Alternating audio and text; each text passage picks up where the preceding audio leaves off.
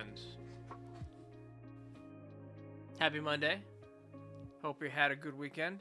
It is February 24th, 2025, and today you see the title, Locking In, question mark. We're gonna draw today. For those of you who are new or just really, we should do this at the beginning of anything. We're learning to draw.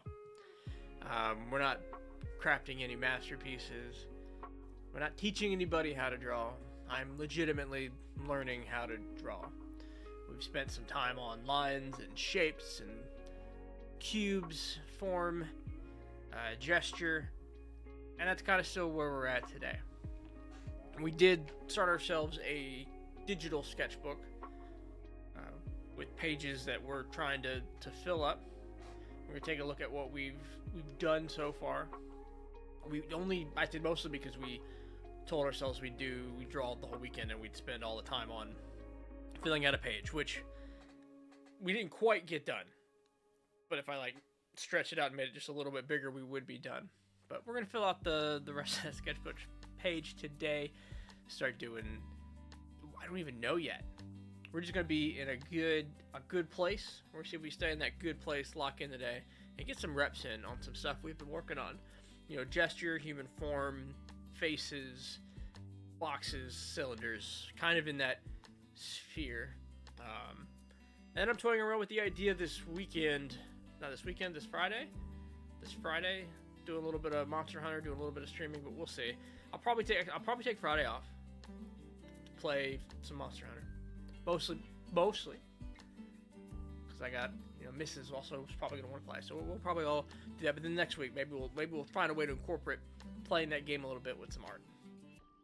Way to hit two birds with one stone. You see what I'm putting down? All right. So let me hit the art button, and we'll look at what we've done over the weekend. In fact, I want to see what we did last week. I'm gonna open up the sketchbook pages itself.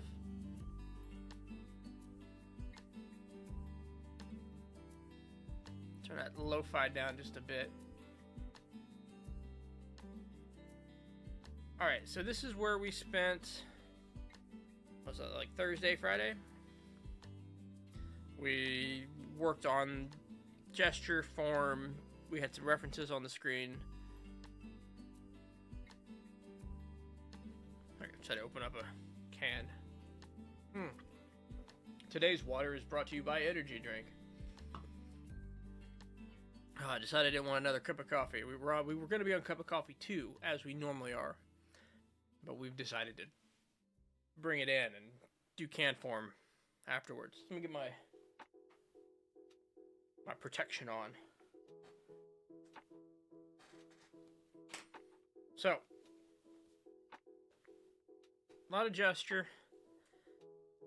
Really trying to feel it out. And this is a thing where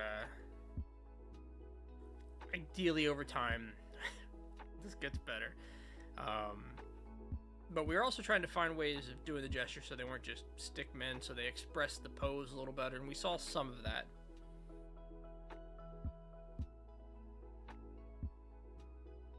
And then let's just zoom in a bit and look around. We ended the stream yesterday at these last couple of figures. A couple of them. Actually, I don't even know if we did some of these on stream. I don't remember. We started to, and then these blue lines represent when I took a pretty big break for Friday. I think this was Friday in the top left here, all these blue figures. And there were some parts of some poses that I really liked. I thought expressed the motion. Importantly, like this one here, at least for, portions of it, right? This is clearly a problem in the figure, but I really felt like the motion was expressed here. The figure and what it is apparent and something we could go back to. You'll see with this one, we're having problems expressing the pose.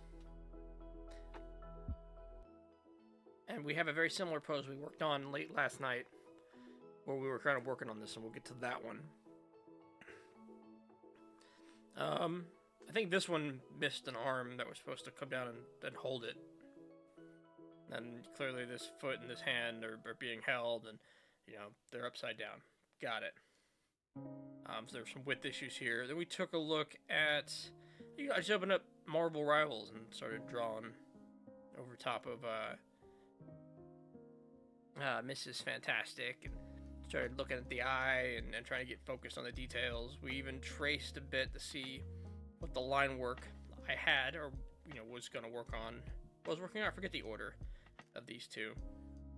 See if we can't nail it down. And there's something about, I want to call it taking my time. Hey, Genuine, good to see you. Happy Monday. Hey, happy Monday. I think there's something about taking my time, or maybe the zoom in, size of the brush, the details. I'm gonna have to slowly start locking in on. There was a Nami picture. We started working. There it is. I moved it around as we continued to try to work the angles. Tried to go without the circles here for a bit over these two. We even traced it once to try to get an idea of what the line work might look like. I guess what I'm seeing is even the tracings, you know, they're missing something. So if I drew this traced image without tracing it, I looked at it, would that be, I look at that and go, oh, yeah, that's Nami, that's recognizable. We probably just need more of the character on the screen to bring out the look and the feel. So later we started adding hair to things to kind of finish off what a head looks like. We did similar with Luffy, try to get the idea of the jaw and the line. I don't know if, you know, we've unlocked that part in our head, that key, and got it done. So we went on and started trying to just do full heads. And some of these make some sense to me. Not any particular character or placement. We end up drawing this bald monk over and over. Sometimes they turn out more feminine, sometimes they don't. We did it a few times over here until we just started drawing circles and happy faces, and then turned a happy face into a dude. Alright, let's see. When we came down here, this was a 3D model I've already deleted from the reference sheet. Trying to get an idea on how Clip Studio paints 3D models might work as a reference. I didn't spend a lot of time on it. Got distracted with circles because I think along the lines of drawing like good circles, good shapes that I could then use to set up a head has been eluding me.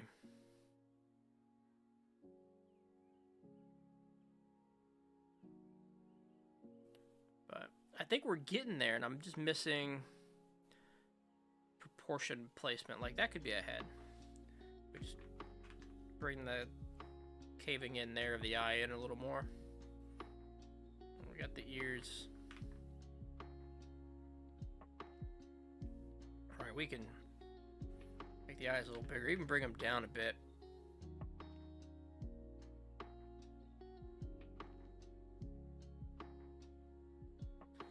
And this placement of the second eye and the angle. Put an eyeball in there.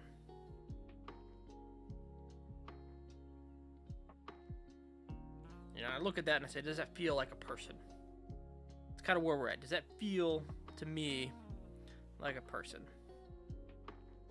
Usually I've been coming back to and seeing if I can't sculpt the head a little better. Erase some lines. Try to find it.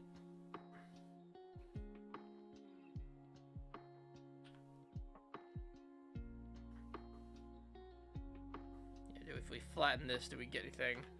You know, just trying to find what looks good. And I'm seeing, I don't want to call it a style, I'm seeing a repetition of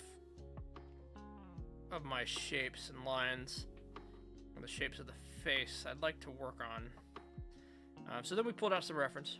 Ochako, Ochaka from My Hero. You can see over here we marked our traced line where we worked out the shapes and the figures, and then we did what feels like a pretty okay sketch. There was a layer of sketching behind it. I think I've gotten rid of, or yeah, I've gotten rid of. And then we did it again.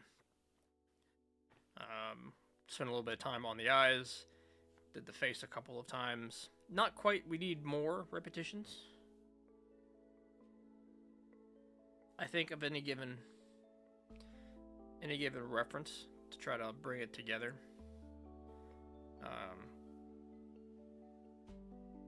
But I was just happy to be drawing, and this did not all happen at once.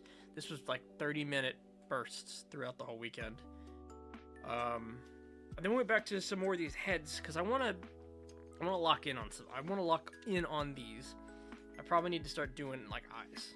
Just pick some eyes that I'm going to draw regularly, or from a reference. You know, maybe how does One Piece do all their eyes, or you know, how do I want to do all my eyes?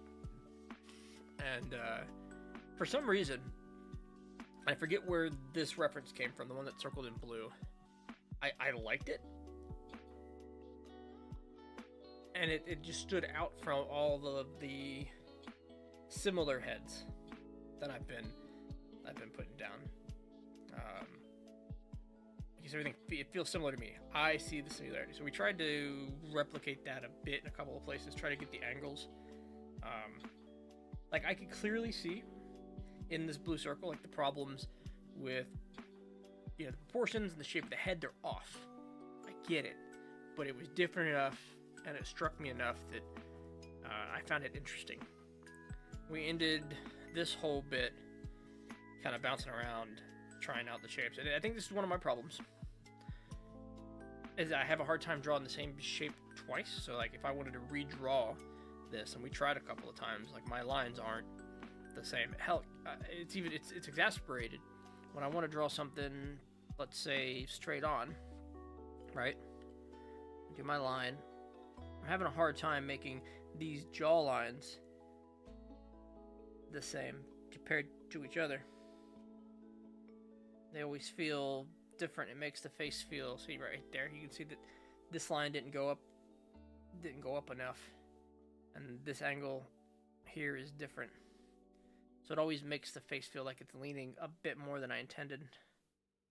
So I was kind of thinking about going back to squares. Just draw squares and circles and just fill up every missing spot on this page today. And not do it in a fast, quick way, but do it in a meaningful, like, penmanship way. You can see we also did the alphabet again. And that's a grip thing that I'm back and forth on if I want to spend a lot of time on. We are, you know, if I draw like this, I mean, I'm using my wrist. I could use the whole of my arm, but my grip has my thumb under my fingers, and this is how I write. That's how I draw when I'm not thinking about it. But I get a lot of fine control because it's what I'm used to. Tripod grip will be better for the long-term health of my thumb, but I'm not as confident with those strokes. Especially like when you start going to the elbow, and it doesn't, not a lot there, I guess, to differentiate it from. Most of the things on the left were drawn in the traditional tripod grip that I'm trying to move to. But when I'm drawing my lines and I'm trying to be more confident, controlled, this quad grip, we'll call it the quad grip, gets me smoother lines. And if I could, it's either I need to hardcore do tripod and tripod only and deal with the repercussions and slowly fix it, or I need to loosen up. Like I could keep my quad grip but loosen it up so I'm not tweaking my thumb, because after about 2 hours that grip, if I'm really intense, starts to hurt my thumb. So I don't know, we'll see. I'll probably be going back and forth between the both of them. We're gonna tripod today if we can help it. Anyway, and we just started scribbling, and this clown came out. This was pure imagination fun to throw down something that, well, looks fine. This character could be interesting. The right side of his face is a little crazy. Left side of his face, not so crazy. There's something going on here. There's a story here, right? Cracks on the mouth, bit of a weird eye. His eyeball is also like a bit of a weird ear, and his eyeball is also kind of morphing. What does it mean? What story's behind this? I don't know. Something's going on. Just a nice little early character concept that came literally out of me, you know, scratching and trying to find shapes. Now that might have started out as trying to redraw this, and the lines got too long, and I just went with it. Happy little mistakes. Where'd we go? We found a reference and we started to draw it, and this was a Pinterest bit. And I say this was a Pinterest bit. This was a period of time yesterday where I was looking for some good references, some good inspiration to get drawing, and I went on the Pinterest, and there is so much AI art there. I could not, it was hard to sort through it and find genuine reference that I liked that wasn't AI. This was a hand sketch. The only reason I could tell is because it was an actual sketch, and not like a completely rendered piece. Every time I'd find something, the author would be like, you know, fantasy AI art would be the author. That's a shame, because there's a lot of things on there that look really cool, and I love the idea of. We're just gonna have to individually find artists and spend some more time immersing myself in art, to find individual people to follow. That's probably the only way I can really sort that out. But needless to say, I spent a little bit of time here, and the idea was I wanted to get the essence of the pose. I'm pretty happy with the general forms of, you know, legs and arms and how I did it here, expressing a person. But what we didn't get a lot of is the dynamicness of the pose we wanted. Now, the original pose, it's on little squares over here. Person with about that tilt. Arm down, arm out, holding a sword. Big sword. I went ahead and translated that to the hip, but I still wanted to get that weight in the line right here. Just gonna move this up so I'm not leaning down as much. And so on first inspection, I didn't get that twist at all. Second, I tried to focus in on the hip and how I was drawing it, and didn't get the expression at all. You can see the red lines there. The third one, I tried, but then I realized, like you see there's a line here in the back. There's a line back here where I was putting the line of action in and trying to really get the turn, and then I ignored the line of action and more or less repeated what I had repeated. So we tried to overemphasize it this time by putting the line down and then getting the torso in the right twist. Like you can see, we had a torso that went this way and a hip that went that way. Right, so we could get those lines in, and it worked out a little better. We threw some hair and some eyeballs, and you know, maybe needs to be a little bigger. And hair is another thing I want to look at later. We're slowly working our way through form of the human body, and we're slowly grazing like across the top of eyes and hair and I didn't, until we get a collection of things that we probably need to start specializing in, right? And then we went back and did a couple more heads very quickly, mostly circles. I was filling in circles because, again, the thought is, I think, pin control. But we did a good review here. Let's go back, do some of our warm-ups, because we've got those saved away on the first page.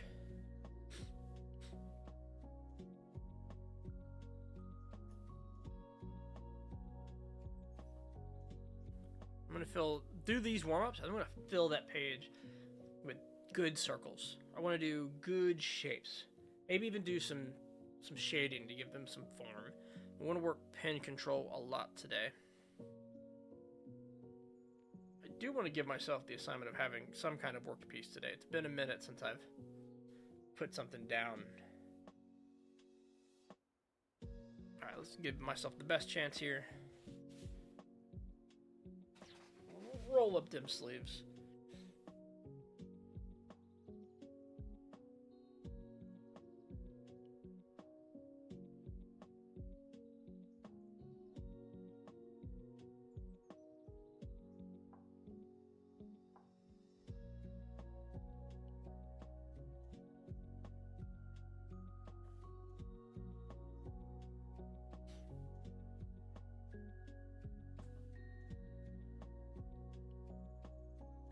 Too much hand dragging. I think I want to be to the right of it too.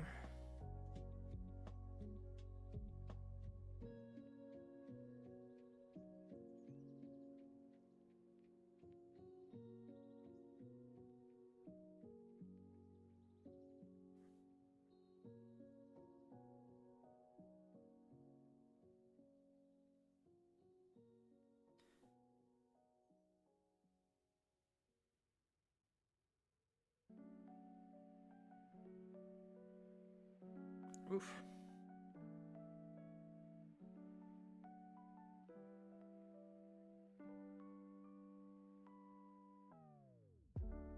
Alright, for reference, let's turn this to the side. Let's give ourselves the best shot. And let's go with a different color. And let's do the quad grip.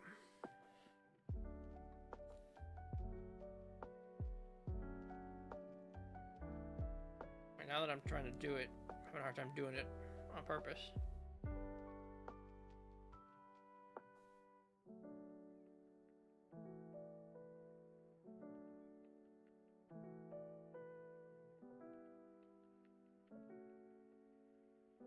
I just followed the line on that one. Let's look at the circle.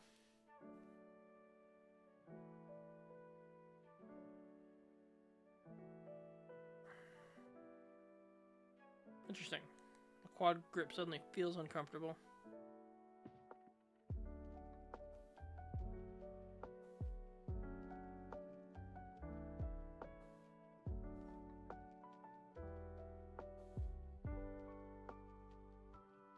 And it's different, holding it different than I've ever held it. My thumb is out of it.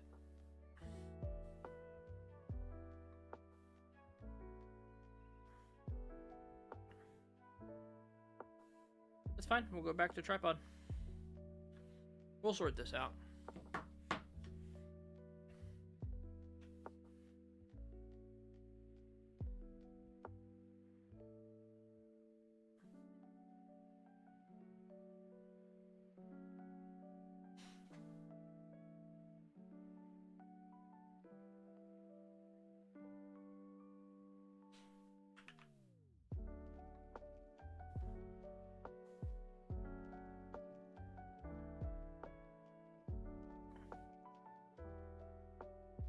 Very cool.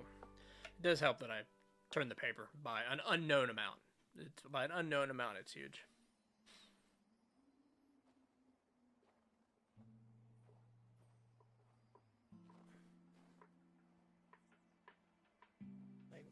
This is such a comfortable direction to move a line. I think we can split these really easily.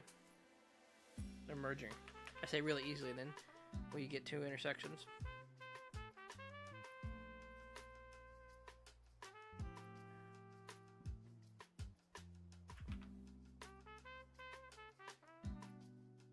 On the bottom half of this, we'll go a little slower. I think I'm intentionally trying to keep the line quality quick here.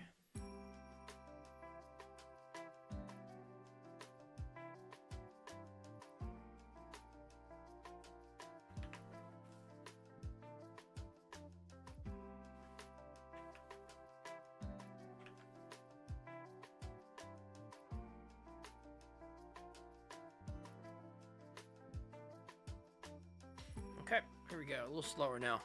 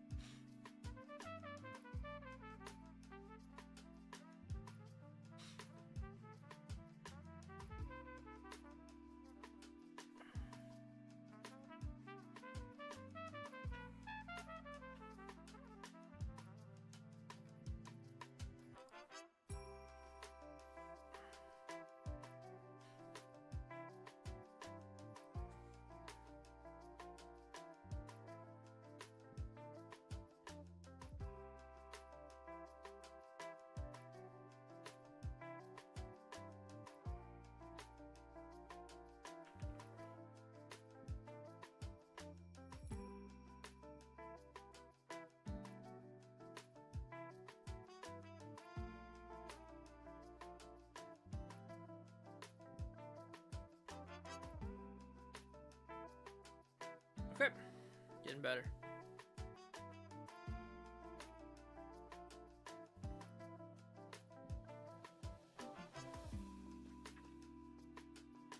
All right, let's see.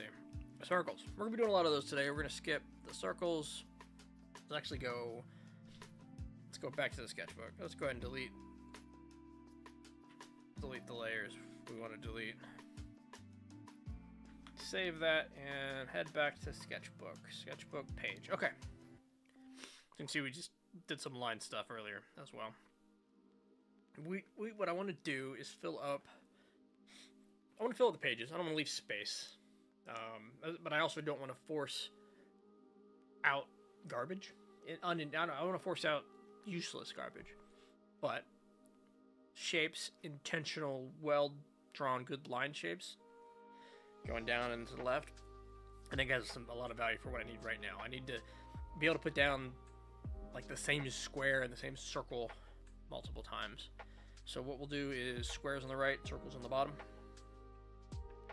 and cubes in the corner maybe. We'll make this the line this here, the line. All right.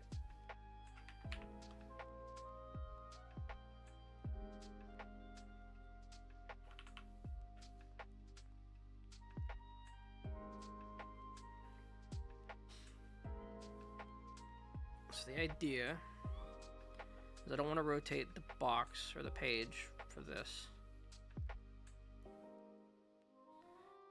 I want to start drawing a little less sketchy. Like if I was to do this box, oh, now the thumb wants to tuck in for the quad grip. Let's move it over.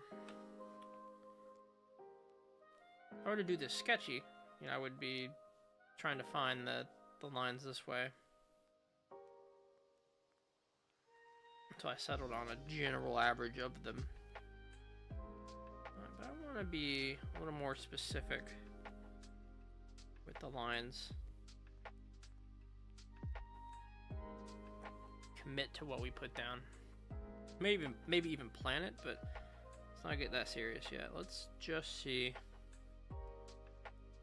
where that first heavy line goes. I'll give the second heavy line. Even occasionally rotate. What does rotate do for us here? Gives us the best possible line.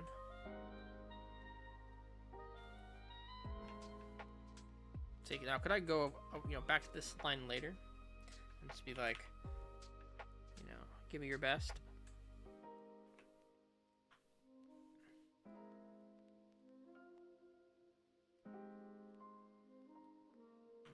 Is that good line art?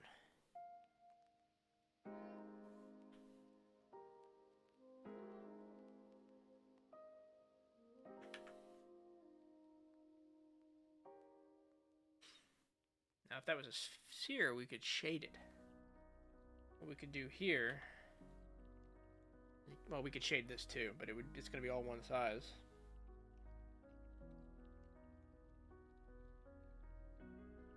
Let's get some swift, I say pen control, pencil control. Even shading. We're drawing squares. What's this? I don't know. I don't know why we decided this was going to be a shaded box. And even so, like, I'm coloring more than shading, aren't I? So if we take this, and maybe this will be a tool exploration moment. Right, because you can clearly see the pencil lines. But there's a tool, isn't there? For blending. There it is. If I take this and I blend it out, it's like if I took my thumb and started rubbing it really roughly against the paper. Now we're getting the blend of the outside line too. And I push it out to the edges and then redraw the lines.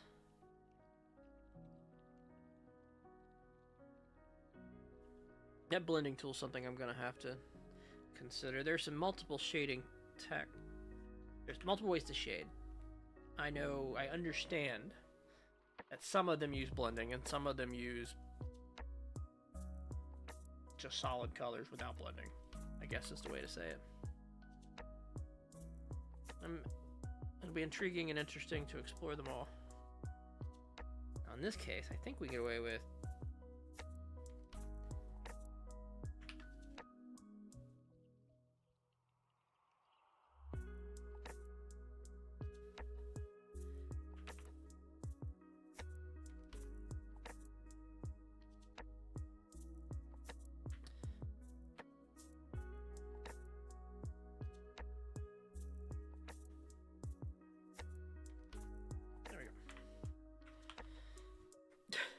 square. Alright, let's move on.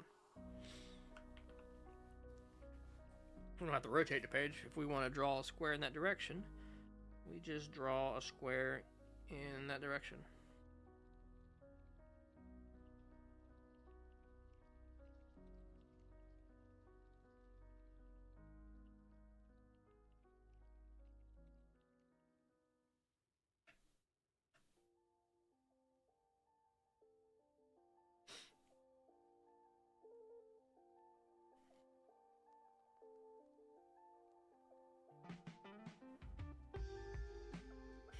Why squares and circles?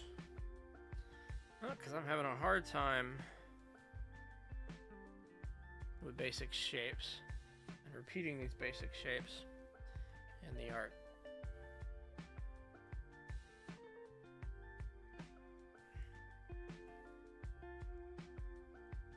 So let's start, we talk about repeating, let's start repeating.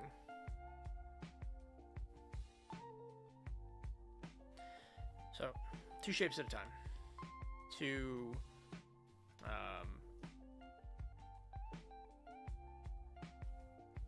Try to make them the same shape.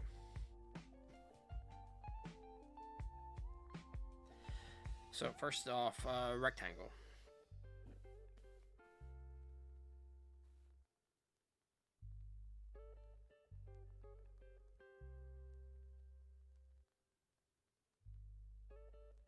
Okay. Good solid line on it. Let's try to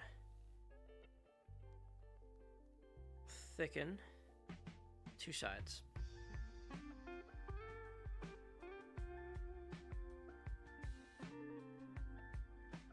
Okay, clean it up. This is the reference side. Let's draw those again. Let's draw that again at height.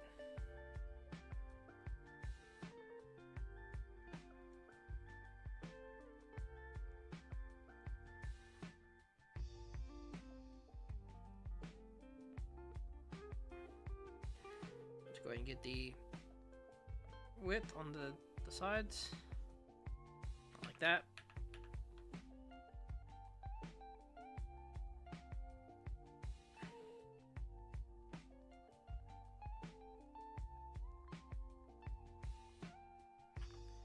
And erase this side. How do we check it? Super easy. Did we keep the width? We kept the width. We actually shortcut it at a certain point cut it in. We don't have the straight line angle on the right side. Let's do it again. Now, what is of concern to me, it's probably this line. I intended for this to be a square perpendicular to the page, but everything I draw has a tilt. I gotta figure out how to make those adjustments.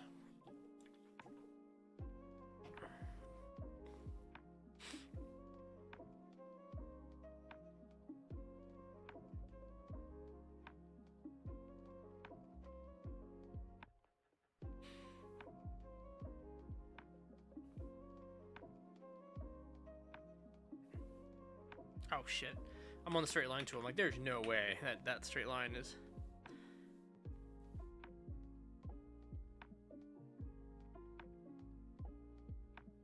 that straight.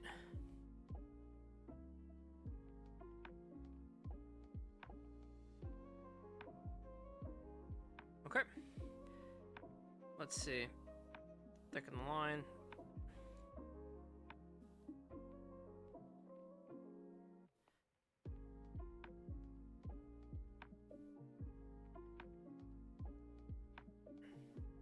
Okay. Do a copy.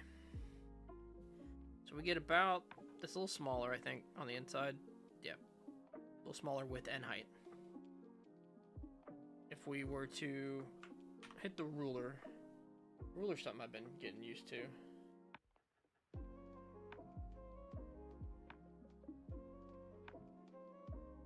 That's U. This is also U. So U, U, U. All right, linear ruler. All right.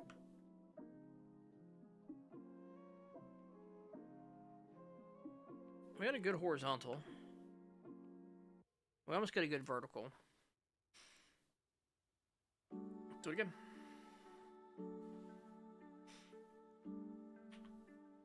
Can we get rid of rulers? I don't know how rulers work yet. So if I show ruler as B? No.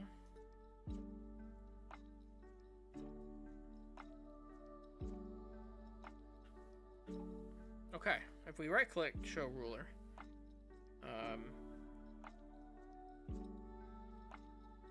I see.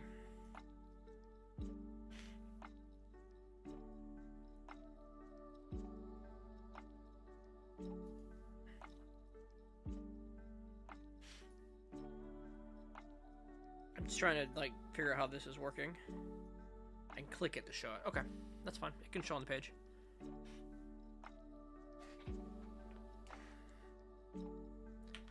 It's all part of the sketchbook.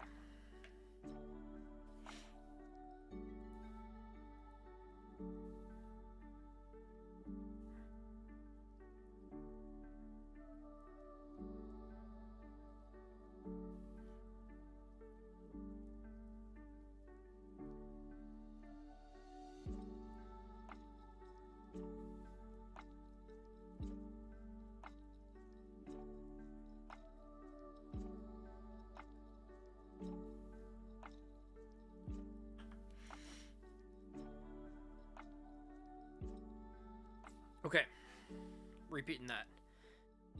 First, we can do a little bit of planning.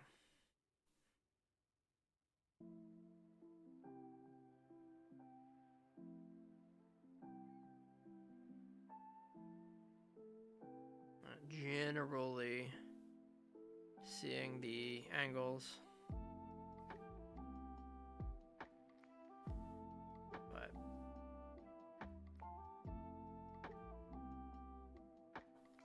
I don't believe in that dot to the right anymore.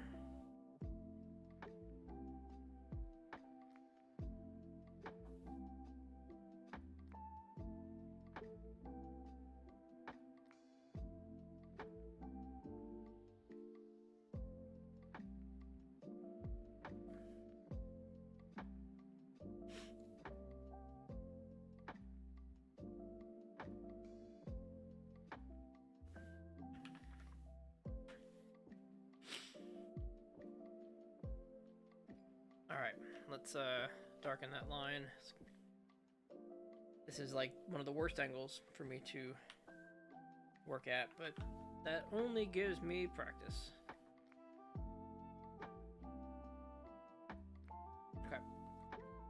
Bring it back over. Let's go ahead and grab it. Okay, we can see differences in the shape. Didn't go wide enough, didn't go long enough, and we have a bad angle at the bottom. Now, that bad angle would not have been fixed by the guideline. It would have been made worse. But that's not necessarily true for the right side, is it? It's a little true. Okay. Draw that shape again. This one right there, the big one.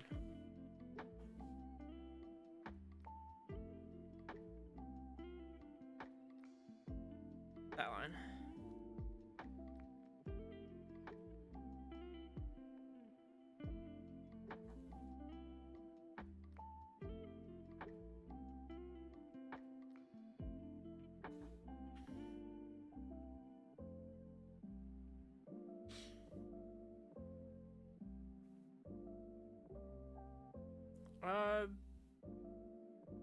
Sub a good width at the top. We fell apart a bit at the bottom. We did do a lot of scratching, and we were looking at the lines, but no excuse. Let's go up here and do it again.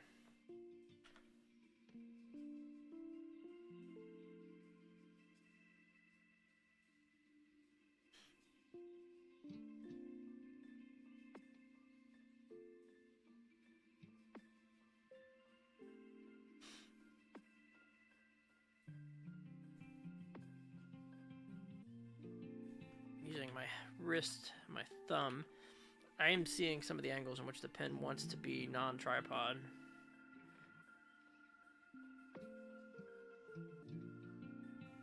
All we can do is keep up the good work, the good practice. There we go, look at that. Getting better. Alright. Little squares, little squares. Quick squares. All over the place. Not with our wrist, if we can help it.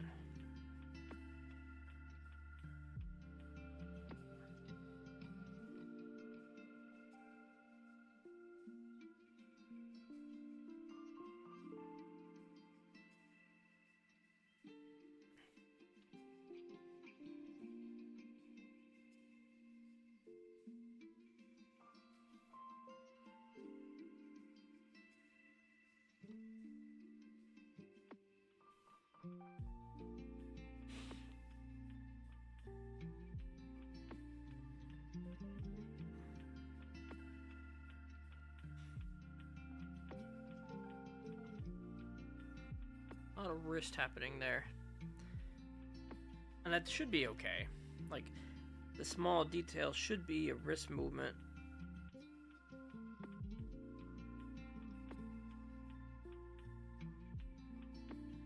Could be? I don't know, actually. Guess, do we get our wrist? We don't want to get our wrist completely out of our art. But by trying to get it completely out of our art, will that work in the other muscles? Or are we not shaping the ones we need for fine detail?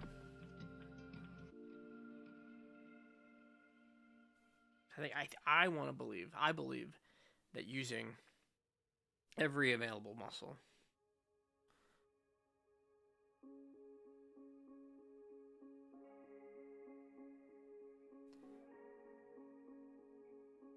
Now, that being said, that does highlight a problem for me. And that in short lines, getting the whole wrist started for it feels tough. I think it's I'm dragging too much of my arm around. I need to get a little better with what gets to float.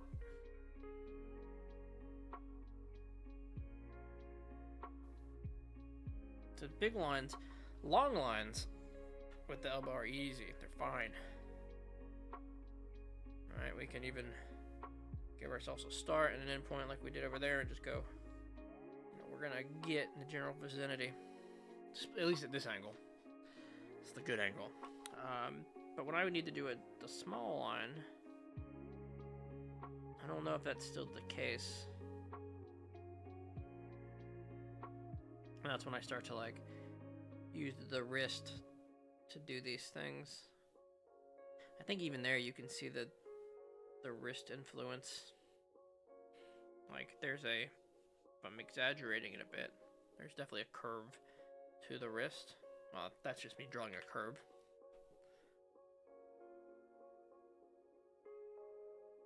Okay. Circles.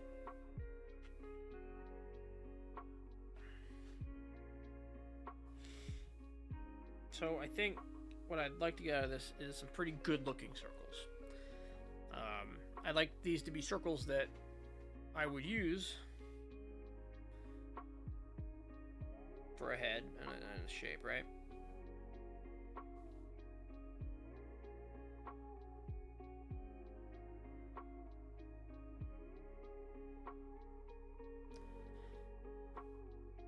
Getting a good Loomis head or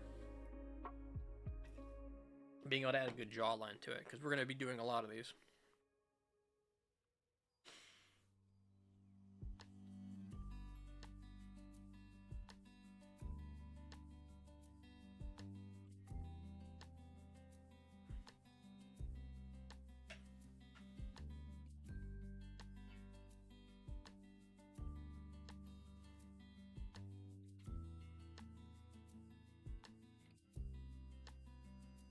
I'm going to go around it twice. I'm going to go light the first time around and heavy the second time around. I think that would be fine.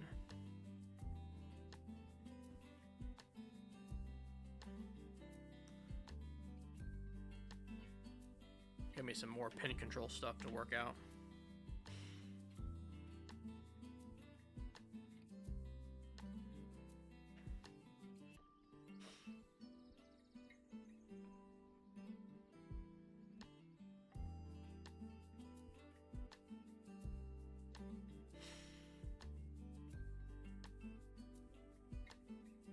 Get some more time, we can use these insides as guidelines for smaller circles.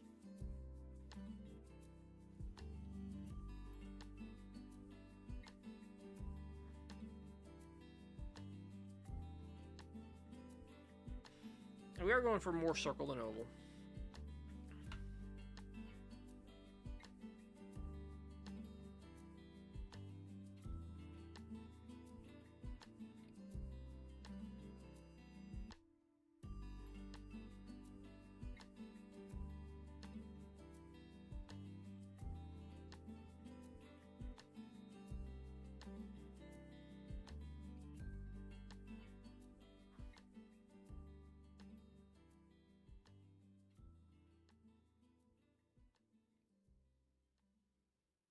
Get the arm in a rhythm. Feeling pretty good about some of these.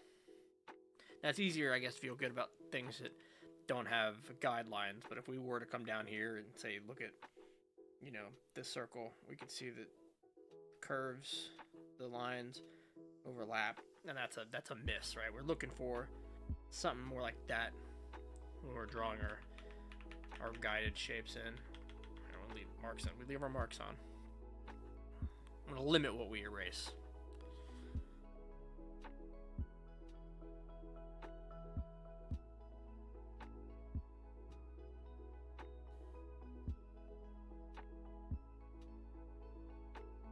Now I have an idea that I put down a colored circle. As we can go back over these in another color and see if I can't draw the exact circle. Which now I'm not going to try to save as much space. I want a big circle.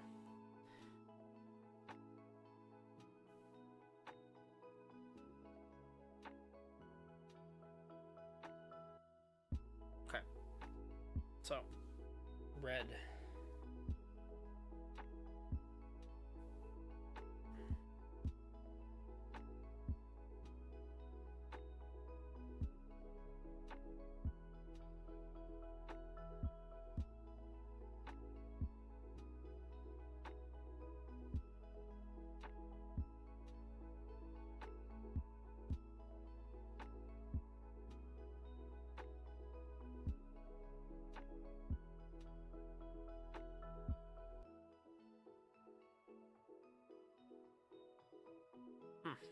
little short there.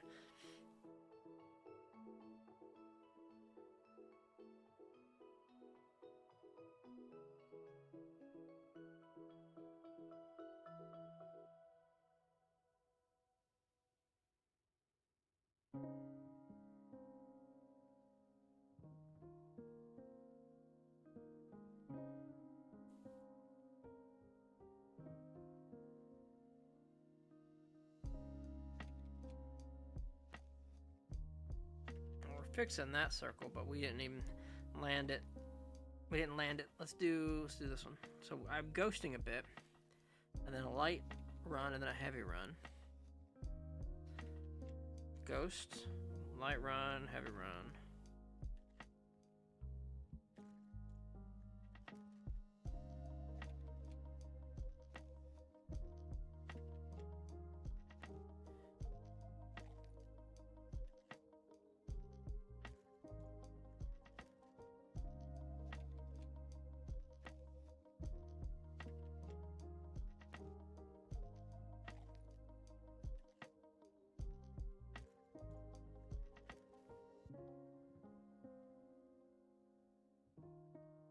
Adding pressure midway through has been a bit of a challenge.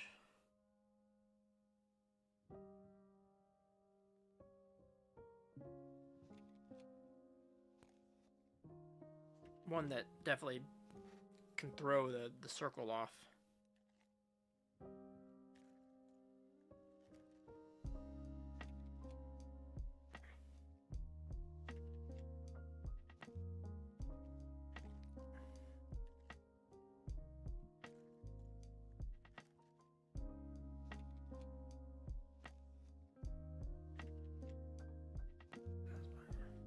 Alright, let's take a look. So, looking back at the red circles, I guess I'm looking for good circles, right? That's the, like, hey, that one seems fine. You know, this seems fine. Like, I could make heads out of this.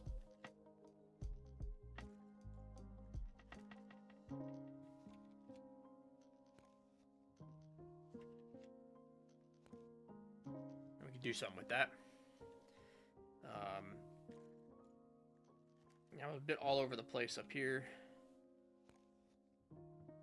We lost our track, our circle track there. This one feels fine. Let's mark the good ones. I think I could work with a lot of these. Like if we were sketching, and that's kind of where I think we get here if we're sketching. I think a lot of these are definitely doable. Even like the worst of them would be like that one we marked here. Like I could still come back and draw that circle out.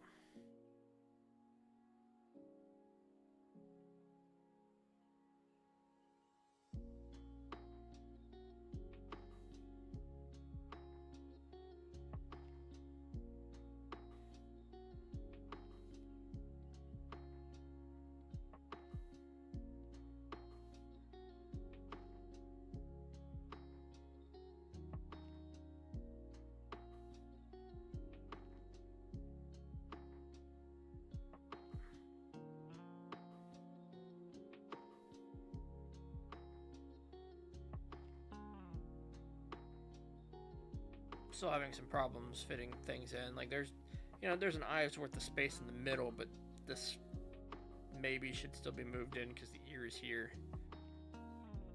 You could always do the hair.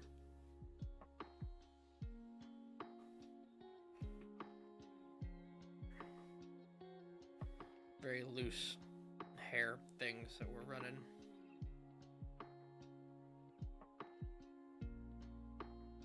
Makes me want to shape the face a little more. Come back in with an eraser on things. We're sketchy upon sketchy there. Whew. Oh, all right, let's do a couple cubes. Let's make them big. Let's make them big cubes. Why are we making them big cubes? So we can finish the page.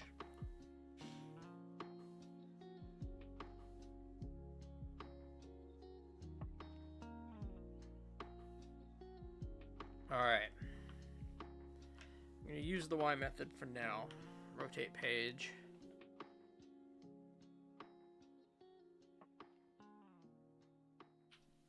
We'll use my fast and loose Y method at least. So that's not the right angle. That would be, in fact, that's more the line than this crazy curve we have here.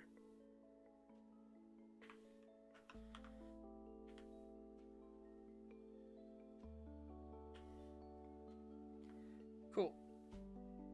Cool. Rotate around. Let's pick our lines going the other way.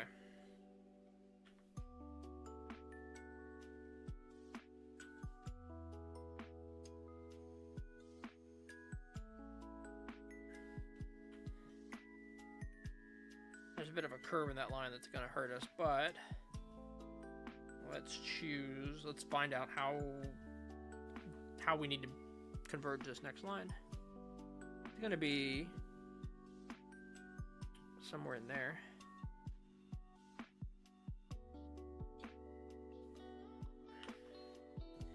Then how do we converge this line? Way up there.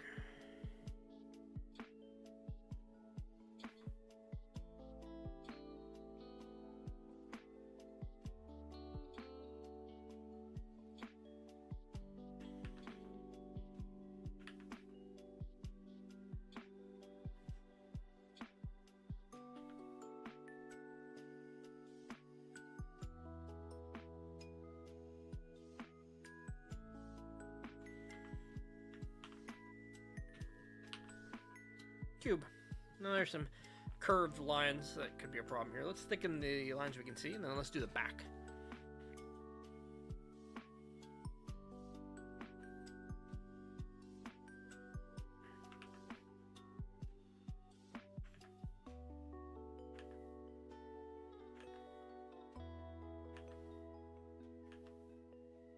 Thicken and straighten, I guess.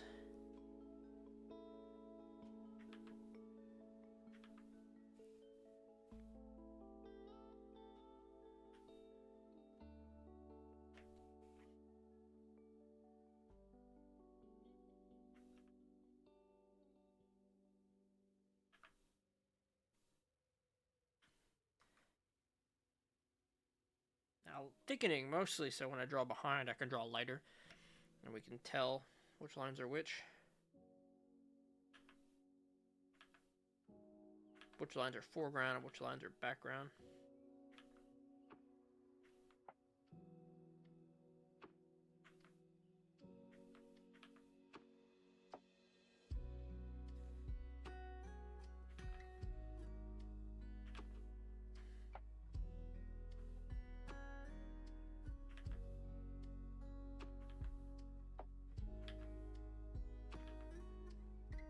We don't really control Z much.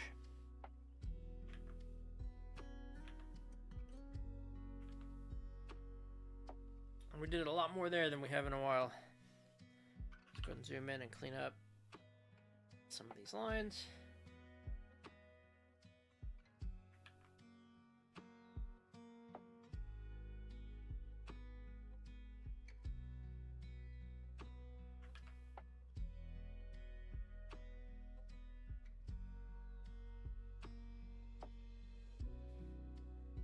And this one down here a bit.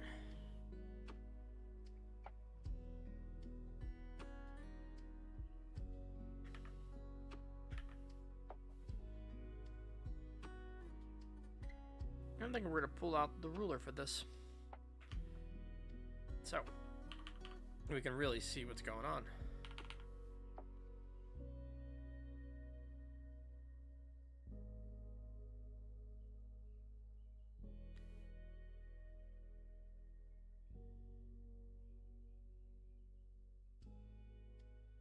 Yep, not terrible. One of those close enough moments. What about this way?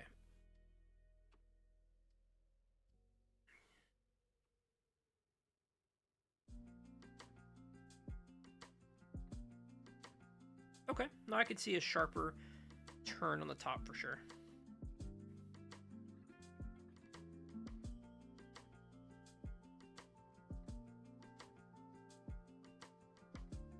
this one, I would call that one close enough as well. I think they were getting cleaner, at least with this method.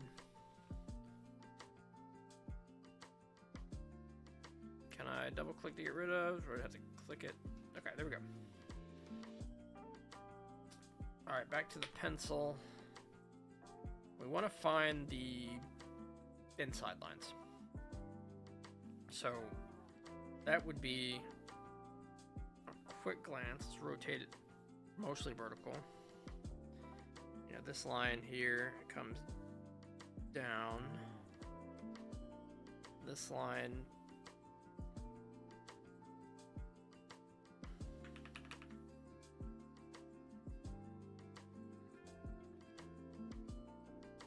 would do that, right? It would come in here.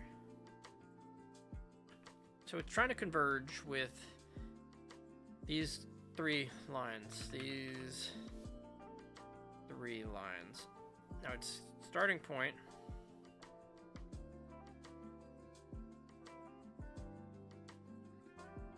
is almost in line with that line.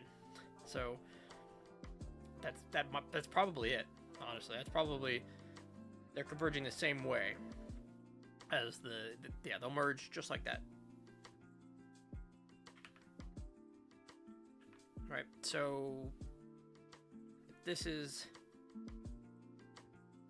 if we call this line mostly correct, we focus on this direction, which do the same thing. Doesn't quite line up, but it's close.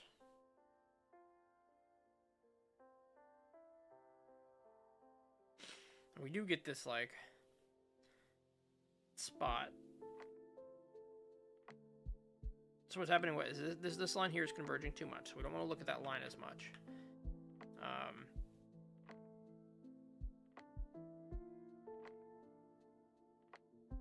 Let's rotate it all around.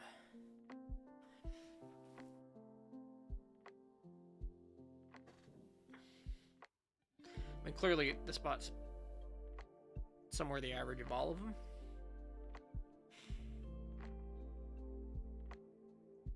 But one of them screwed up, and it really should be.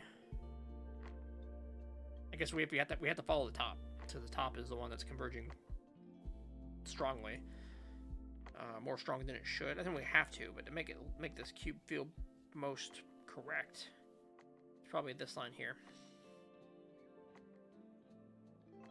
So let's leave my Control Z and get rid of all the scratch real quick. We're not working on layers. I'm not against layers, we're just not currently working on them.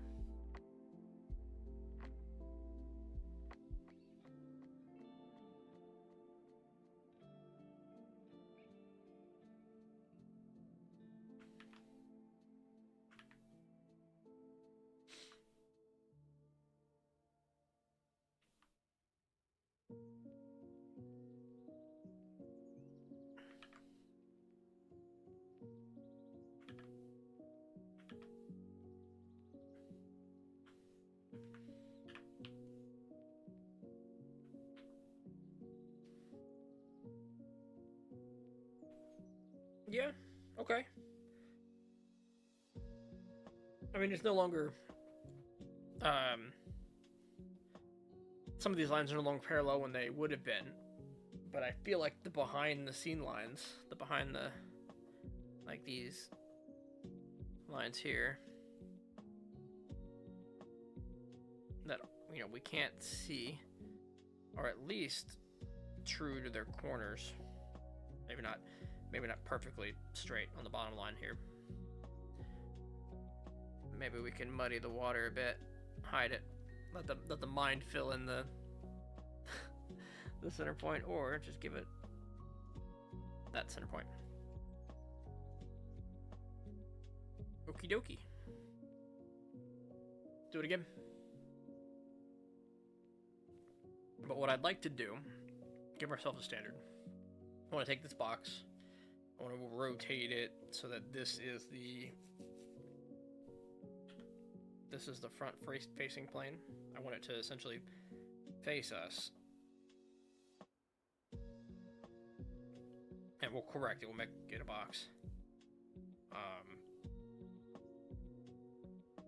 Going, like, you just want to rotate it down. How would we do that? So it's more like this,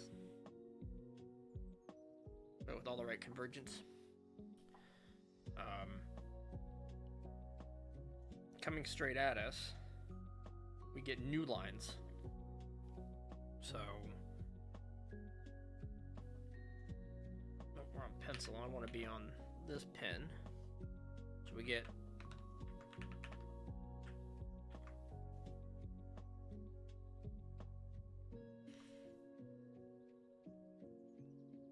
pen here, and then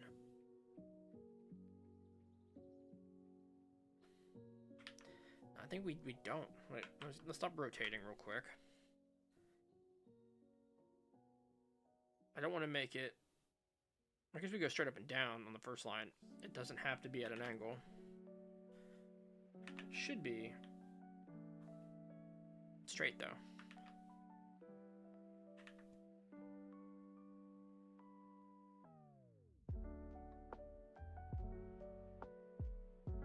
Close enough. Question is, with the rotation, what's happening here? Mostly flat? Mostly up here?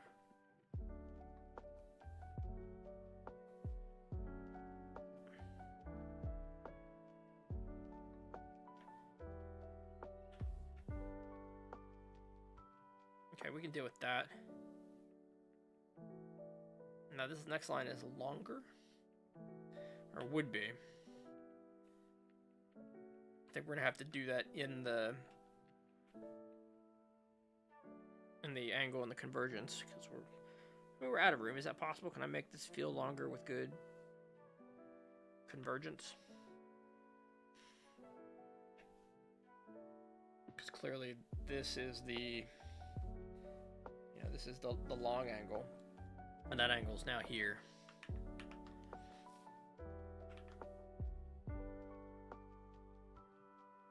Well, if we converge a lot here, we would be showing that the angle is sharper. We're not converging a lot. This is sitting near us. This is going to be the slightest convergence. So we do not quite parallel. That's a good, decent line, but it was blue.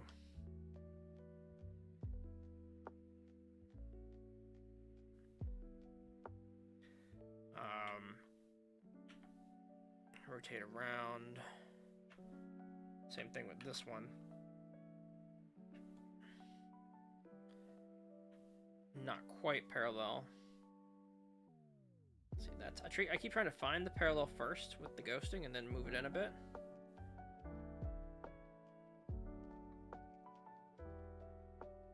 Rotate around. Now the strong convergence should be here. I want this to be a longer box, right? So let's say not at the point, but like just beyond it. Strong convergence. Okay. Let's rotate that around and try to keep the same convergence. It is just beyond.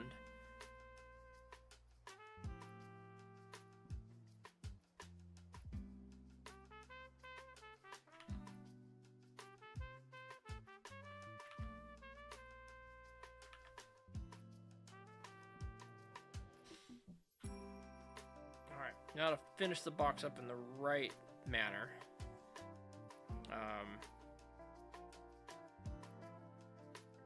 we're gonna start with the easy one, which is, again, not a lot of convergence, but some. Right, we're not coming straight at it. We're not paralleling, something like that.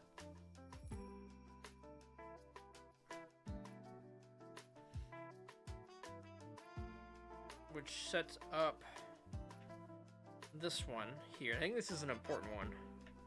to get right. The last line, obviously, but it'll determine whether or not this box makes sense in 3D space for us. So let's take a good look at where in 3D space this links up. I mean, this is way out there, so maybe not that easy to do.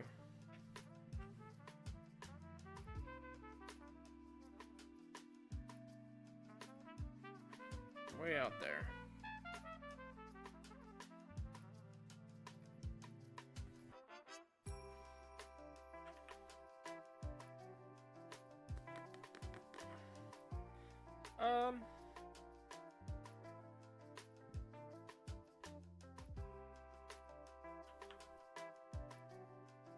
Okay. No, I think that one works. I think that works. Let's hit the ruler on this.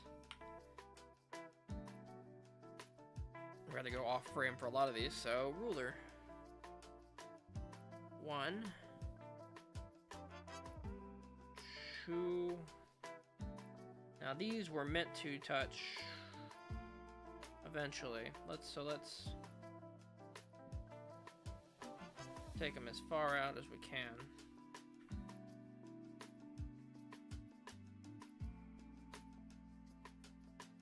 I think we've got like a close enough thing going, but the bottom definitely could have come in a little more. All right, next line is over here.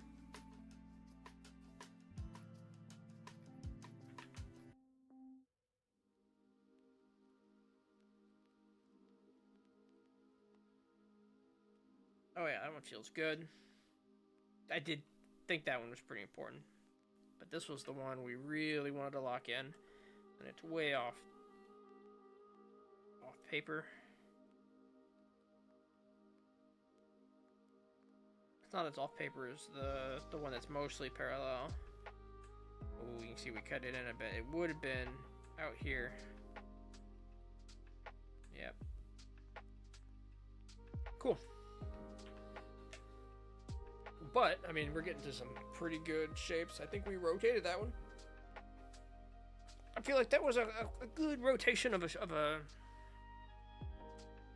that didn't have to have a rotation. Let's go ahead and take away our ruler. It's an improvement on rotation. We need more boxes. Let's take a moment and sketch out. We'll just do it in blue pencil where we think, you know, the back of this ends up being.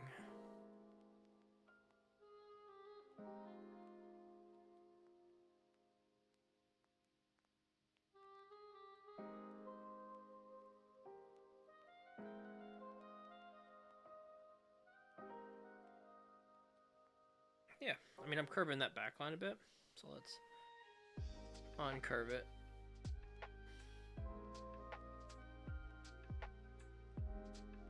I'm thinking actually right about there.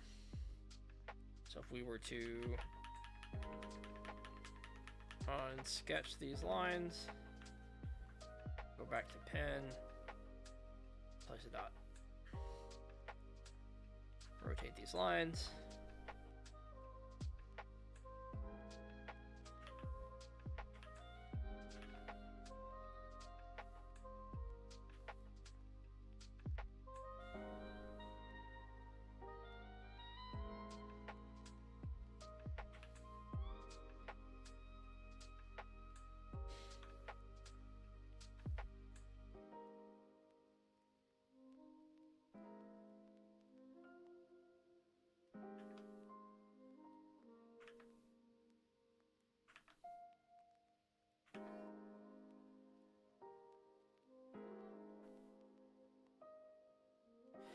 We get a little wonky here, and I think it's this vertical for sure. The left side is a problem on its own, but if we bring in the whole thing to the left,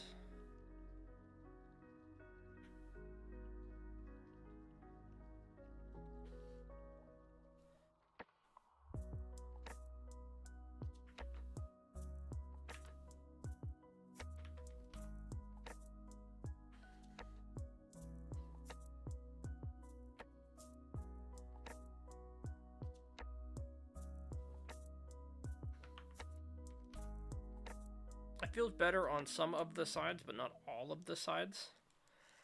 The way it's going, like this back line, this back area here, feels larger, even though it's farther away, the shape, than this one. Like this definitely feels like it's heading in. It doesn't feel like these lines are parallel, but I think we're getting a lot of that because of this angle here. But let's get rid of some of those marks. We'll do just this, just to show a little anti-hatching here. Thicken some lines that are in the front.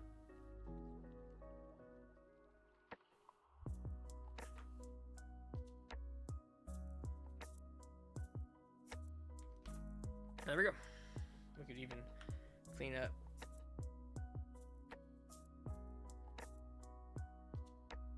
some of those.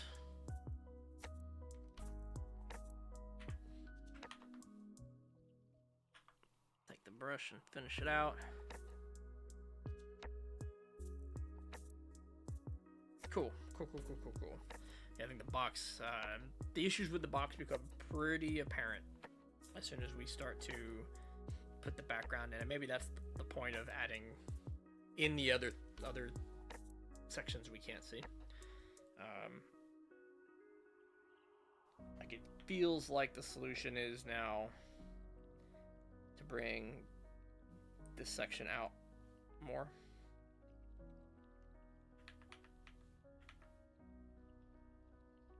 All right, I like we'd get a better box that way.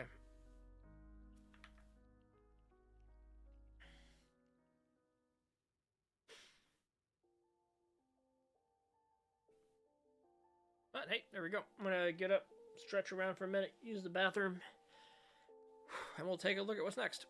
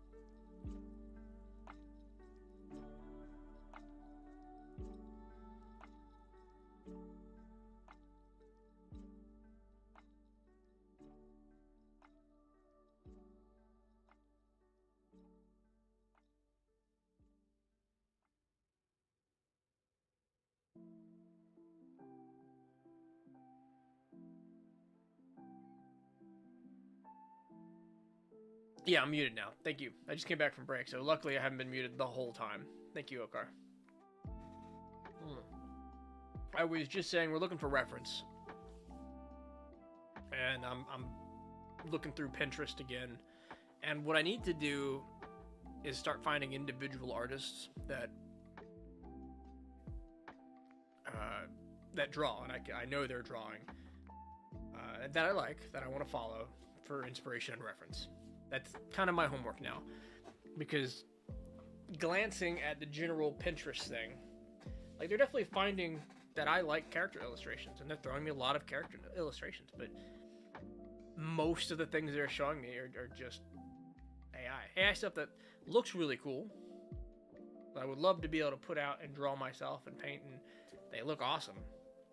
They're just not. In fact, I don't want to use it. I need to find the artist, the real professional, top quality stuff. And then even when I click on what I think is real, it's just they're posting other people's work. They're posting things that interest them. So maybe Instagram is the route, not the Pinterest.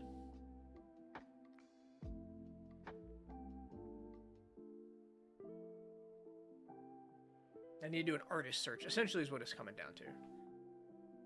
Until then, I think we're kind of sticking with Shonen Jump and, you know, officially source things.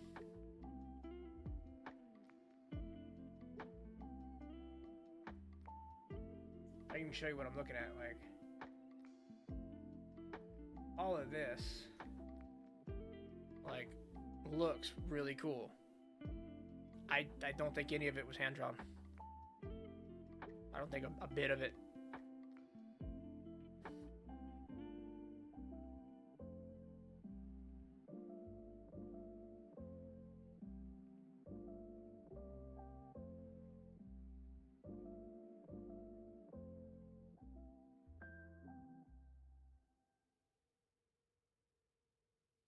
Some of it's not even credited to an artist.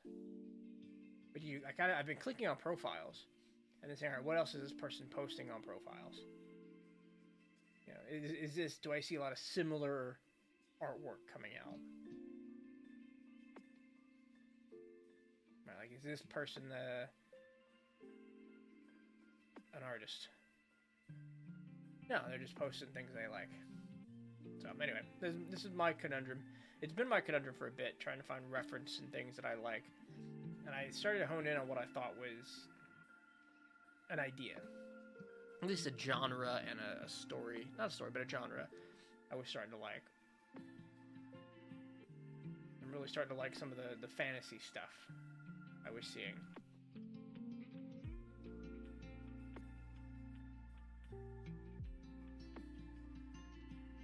It was disappointing then to turn around and be like, oh, these are all generated. Yeah, I'm still scrolling down. It's like 100%. Okay. Hey, Delta Logs. I can't say I do, brother. Sorry. Hello. Welcome back. That's not a you thing. That's a me thing. I've got the memory of a goldfish.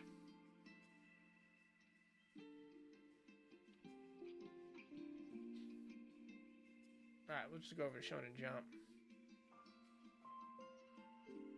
Pull up a panel.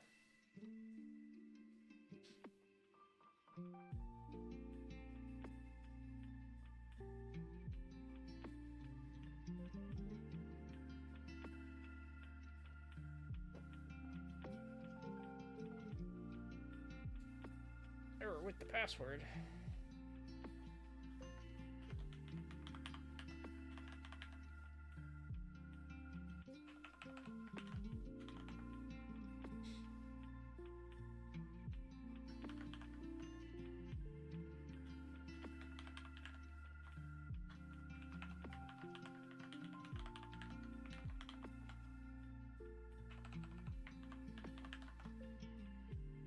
Okay. Let's try my other browser. See what it thinks my Shonen Jump password is.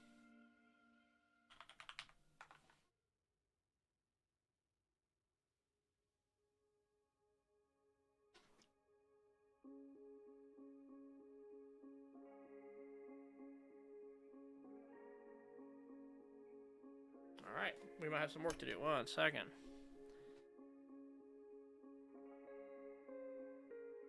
What do you think it is?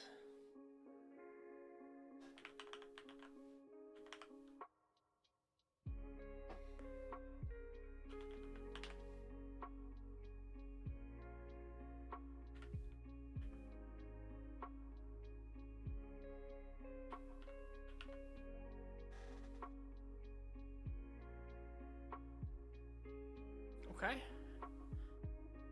Try that password one more time. And looks like we're recovering a password.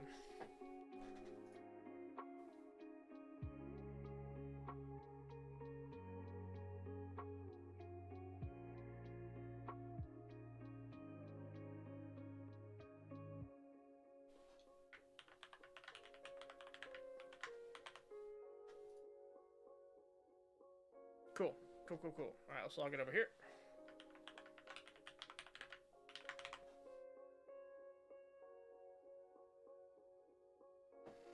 Alright, let's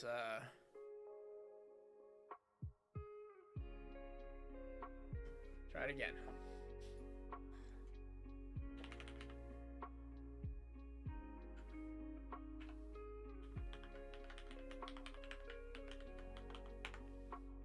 This is the password we just set.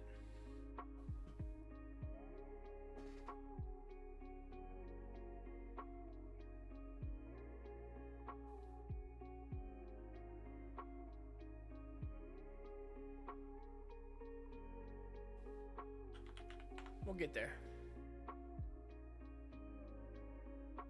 Alright, I'm logged in over here. Let's log in over here. I'm just trying to use the correct browser for this. And maybe it's me. Let's put the keyboard. Let's move it.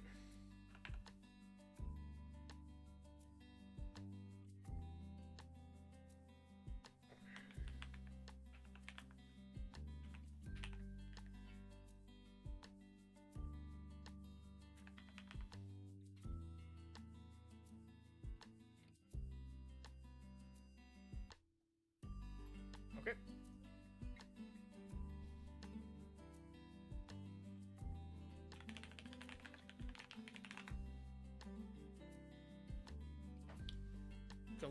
Gonna lose my mind. There is not an error with what I've typed, right? I just successfully logged in on the right side.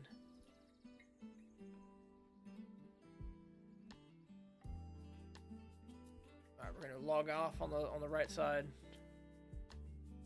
We're gonna log in.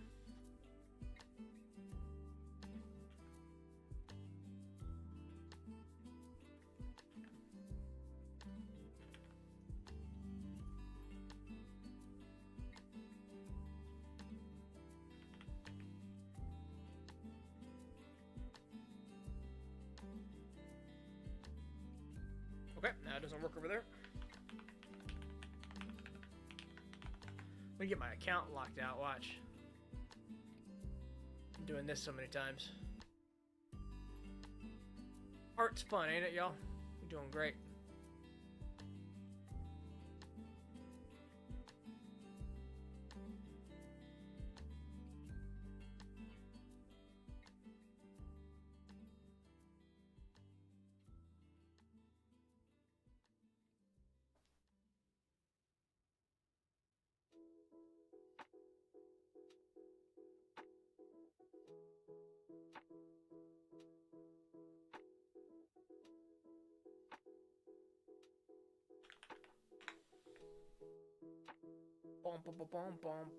Log in, please.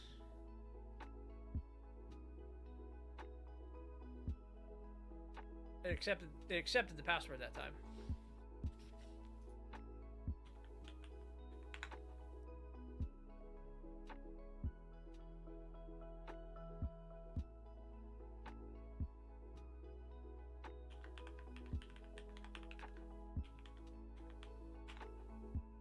Okay. I guess that's on me. Here we go, we're in.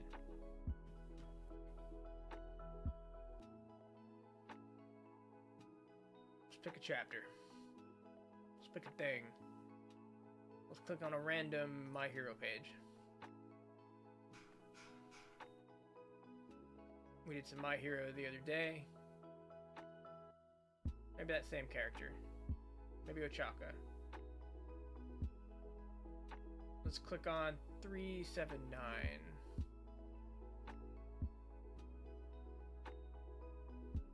I think we're going to be looking at covers for a lot of this. 375?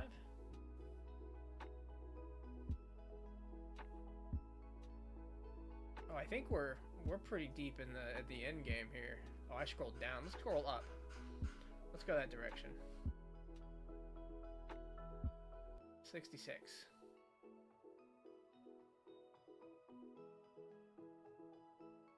No.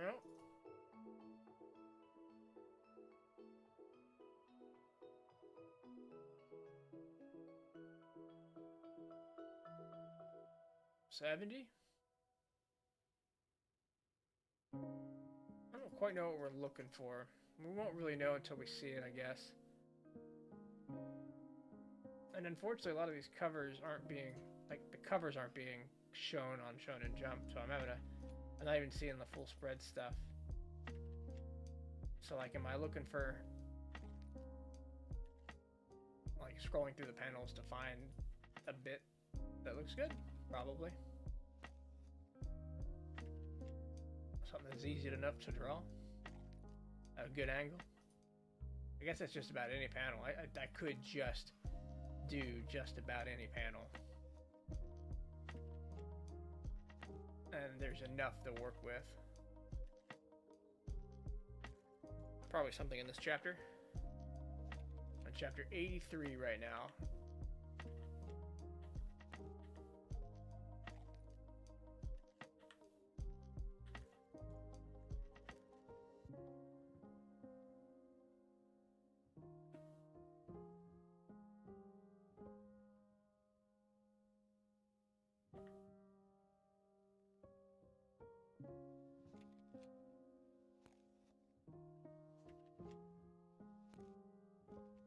I think we almost had something here. Let's go back to 82.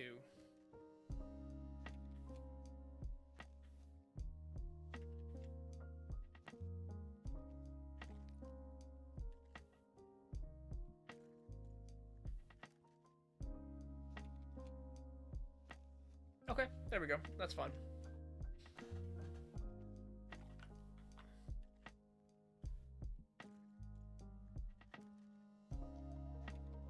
Let's pull this over. Add that to the sketchbook. Zoom on in and I'll show you what we found. Todoroki. The Todorokis. Although they don't know it yet, and if you don't, I apologize. Let's make it a little bigger. And give it a folder. Keep my references in a folder.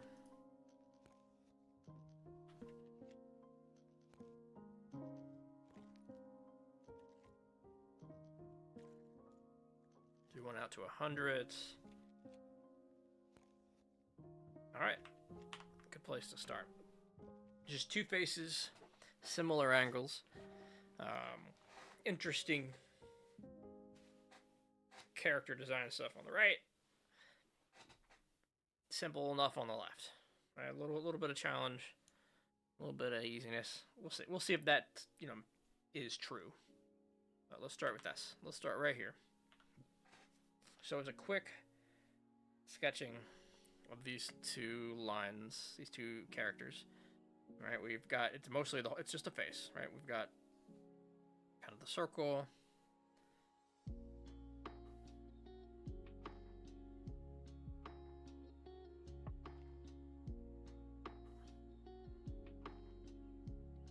All right, we're just framing out where the face is. There's a brow, but the eyes are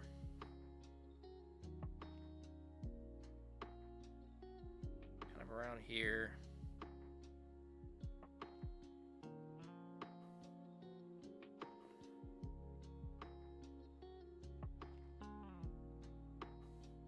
A little higher. I think the second eye is going to play a big part in, how how well we're making the eyes bigger too than they need to be. Okay, okay. We'll bring them down.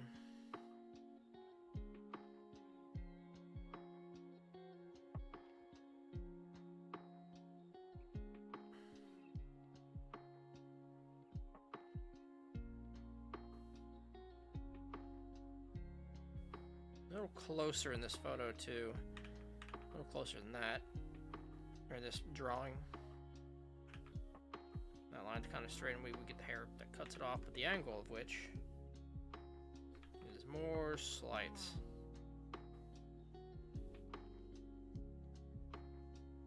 We get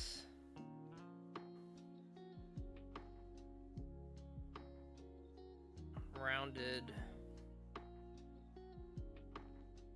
expression here, some teeth, some shading. Let's see, eyes. We start to put the eyes in, things start to feel a little more correct. And this one damaged, and this one kind of whole.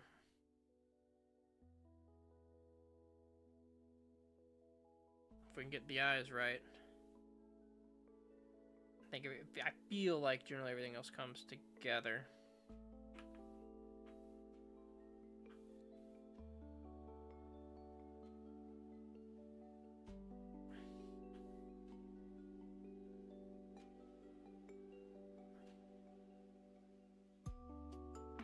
Now this nose, would it feel right there? Kind of does. But what I'm seeing is a bit of a disconnect in the spacing here.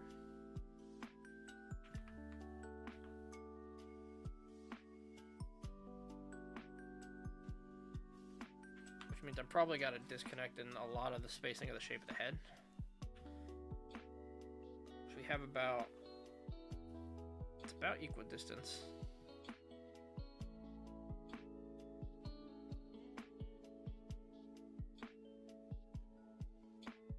Then the ear is, like, we count this out, right?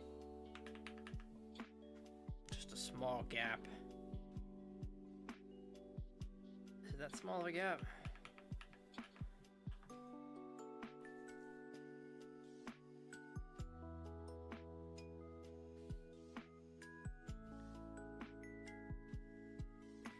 Boom, boom, boom, boom.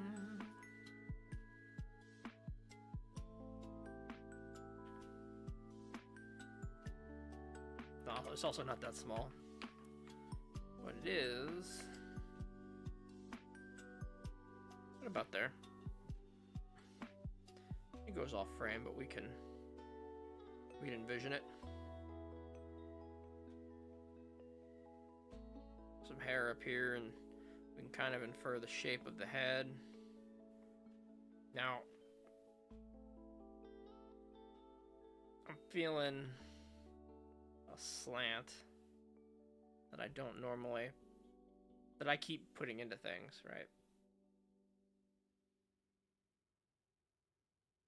And a little bit of a size. We just saw we had some size concerns, but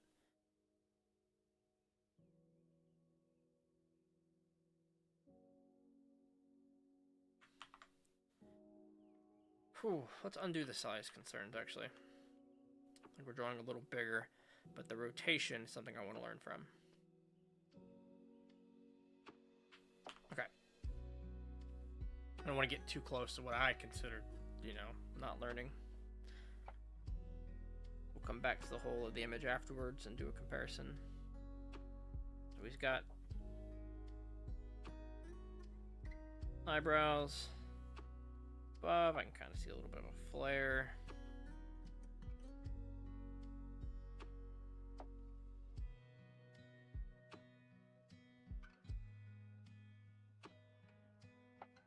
There's a lot of hair we'll have to get to that I think really defines the character enough that he'll come out with the hair, like it'll be more apparent.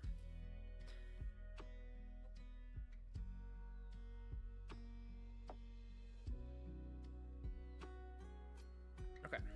So, moving past that one, straighten our image. Let's draw our imaginary panel line. Get a couple of straight lines over there just to box this in. And let's see if we can't quickly sketch out this angle. 2 for 1. We're going to work on 2 at the same time in the stages.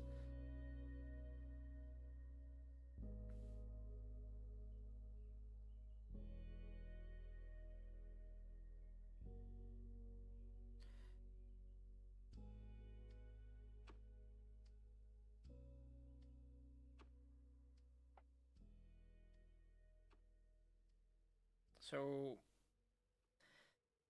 and we've got kind of a big head here. His head, the circle of his head.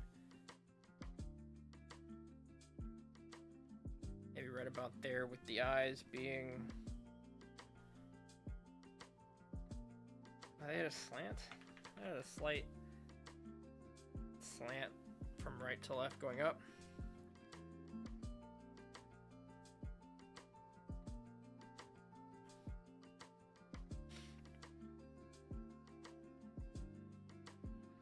Seeing, what are we looking up at him? Looking down at him? He's looking down. It's trying to think about the placement of the brows as it relates to him. But I think if we can get these eyes right, we're in a good place. Let's rotate everything a bit here. A bit for me. Let's see what I can't see with these eyes. Press so hard.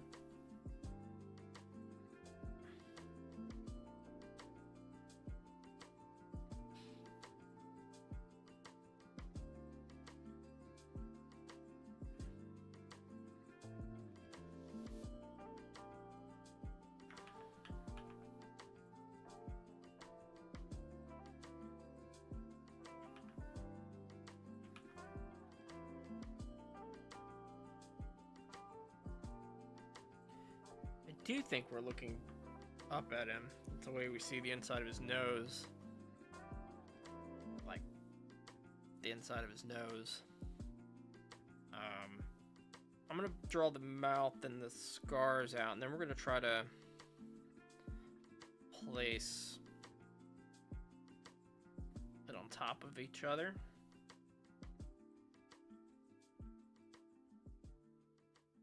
I'm seeing some issues.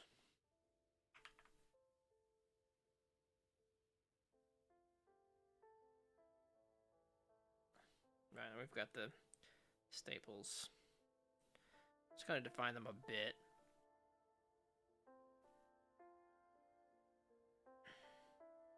I did see this earlier. You can kind of tell the direction we're looking because we see the ear is at that level, so we are definitely looking up at this character. But I'm feeling a whole rotation like issue here. So like, yeah, the eyes are lower, the ears are lower, everything's lower. I kind of got that feeling as I was doing it.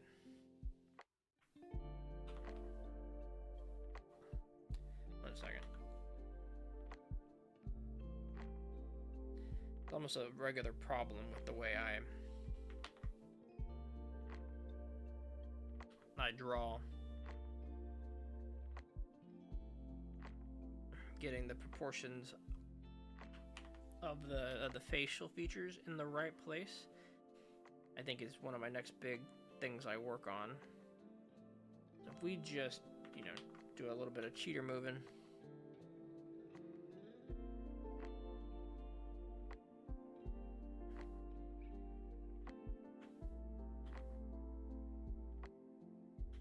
Check the whole thing again for... It's so much. Like, if we morph it,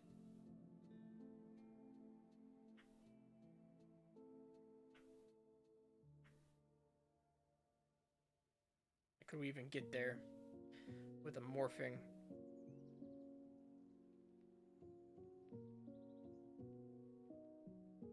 No, I think we redraw it.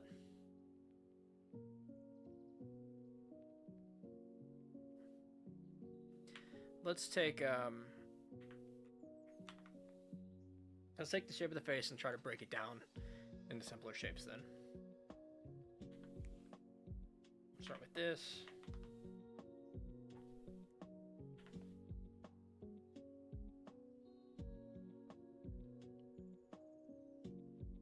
So I see a circle kind of here. Is that true? Circle encompasses the ear.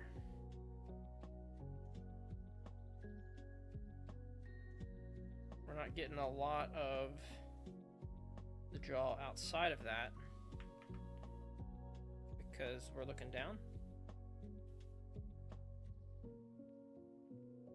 And we get the eyes, we get the center of the face, and it goes this way.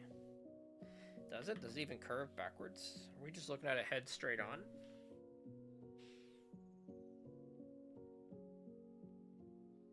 I think we're looking at a head straight on. Which means the circle is more... I mean, that's probably the circle, but you chop off the sides. Okay, let's try that thought.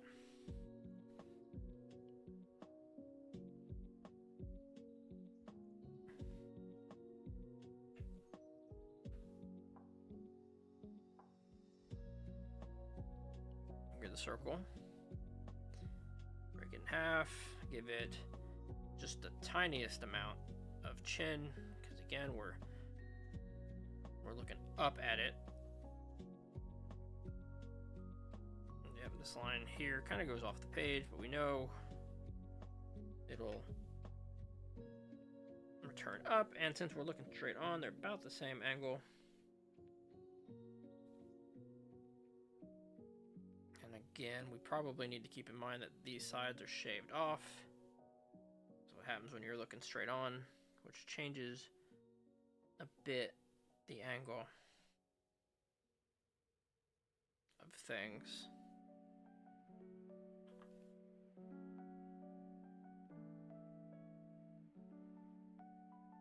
The eyes themselves are about halfway.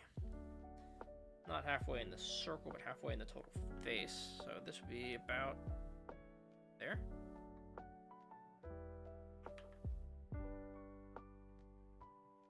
We get the nose just below that. Let's see, the mouth.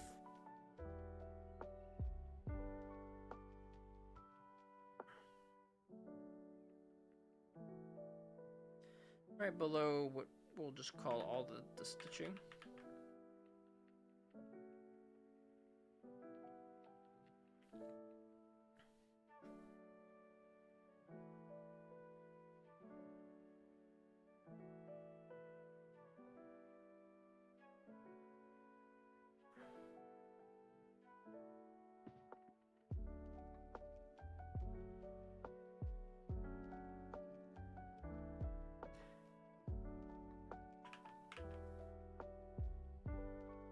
Now I think it's a little squished.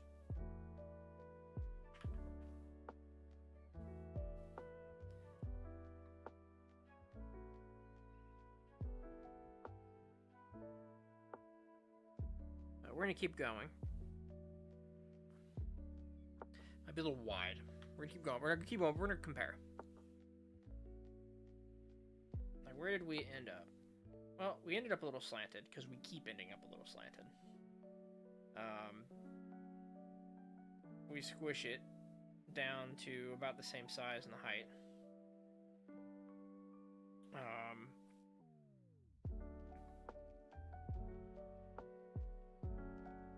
We can see we flattened out the eyes.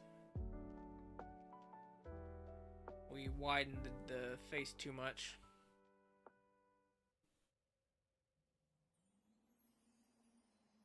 Like, this is a observation problem.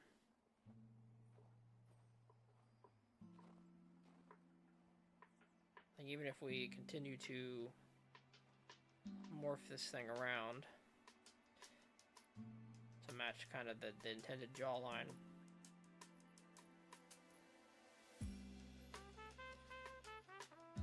We still have this problem with the eyes.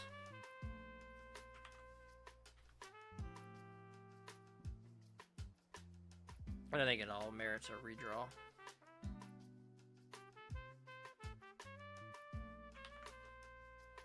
But I do want to see how that lines up after that adjustment. See the things we're not seeing. One of the things we don't see when we make that adjustment that now is apparent. Let's go ahead and change color to a blue or red. So now we get a new center line. Which means the whole thing kind of adjusts.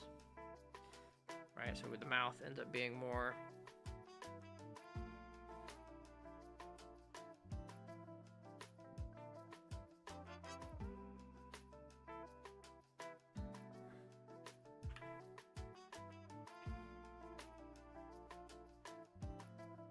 here.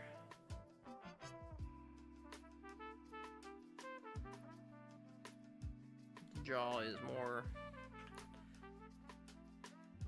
I don't say more shaped, but it's a very strong jaw, which just isn't this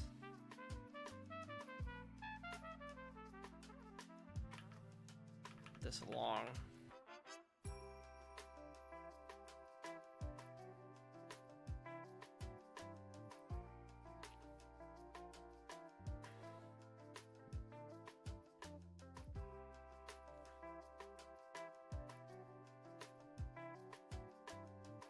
A lot of the hair is hiding. A lot of the hair is hiding the interesting features. This line probably comes up a bit more. This is just, we don't have any of that smugness in his eyeballs. We're losing the expression that's clearly there.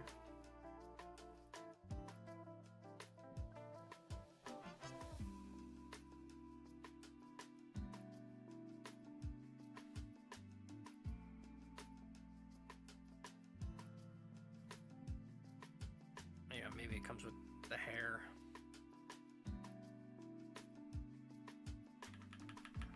I say it comes with the hair, then immediately we draw just the wrong hair. Get rid of some of these lines. Just want to see if I can't match the intensity, right?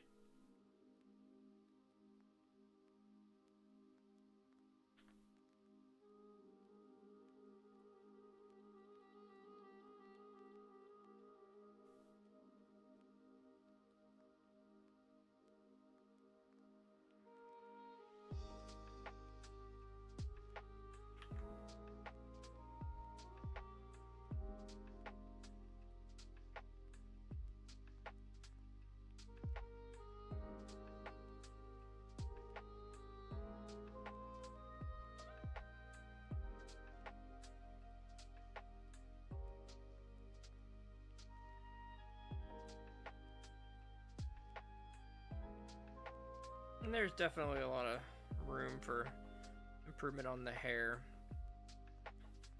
I mean, a lot of improvement on a lot of things. I'm focusing on the hair right now because I was trying to take some ideas about the hair being, you know, not mechanical, right? Not one of these, but with each strand being intentional, flowing, separate.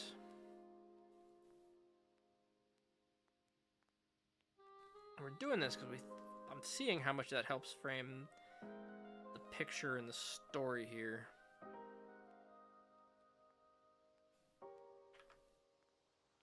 And we're making some stuff up because we don't have the full reference.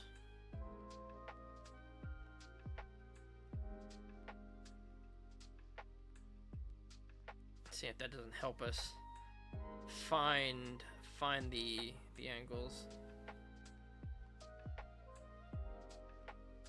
That jaw still seems a little big.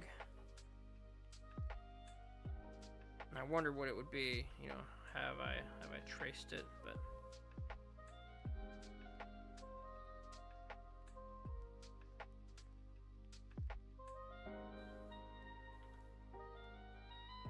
I think we need to erase a little bit more too. A little bit more of it. These big lines aren't helping me. So we get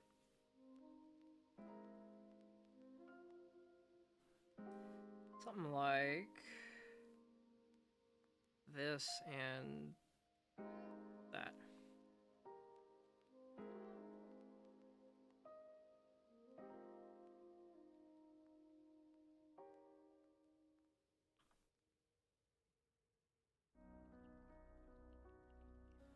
Let's get the hair.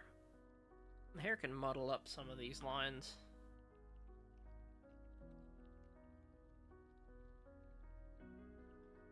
I feel a little better about where we're at there. Everything kind of runs nicely into place, and we've got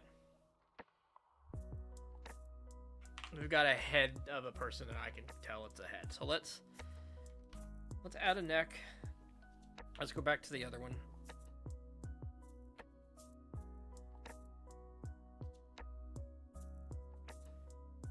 You don't really get a lot of the neck. There's a jacket here.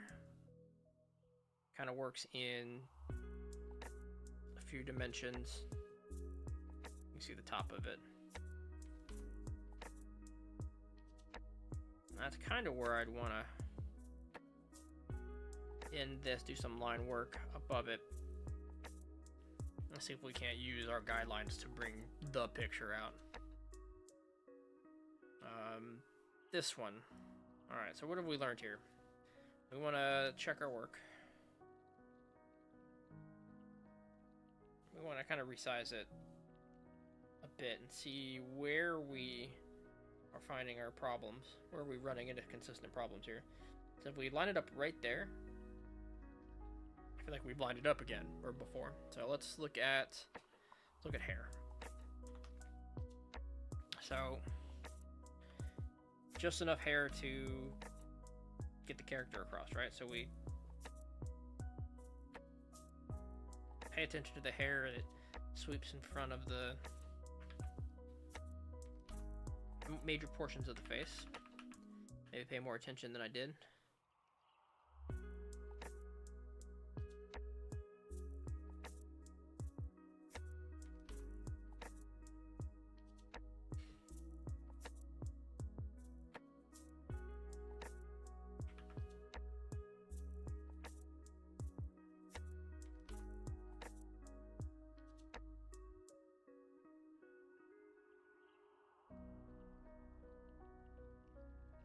We've got two colors of hair here, and this will be fun with the inking process. It's definitely interesting as I put down hair.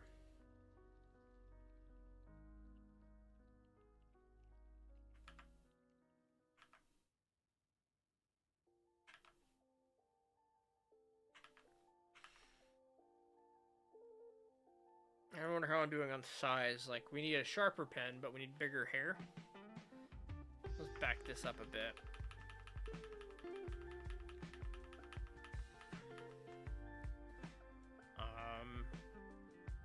Let's get his ear out here.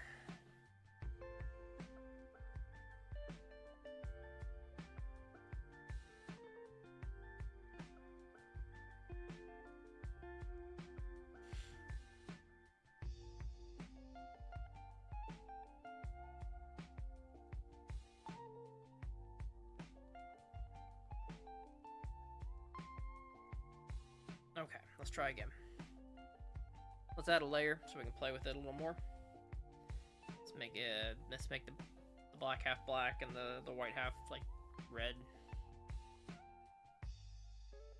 Let's shrink our brush size a bit. We do get a line that's like right there.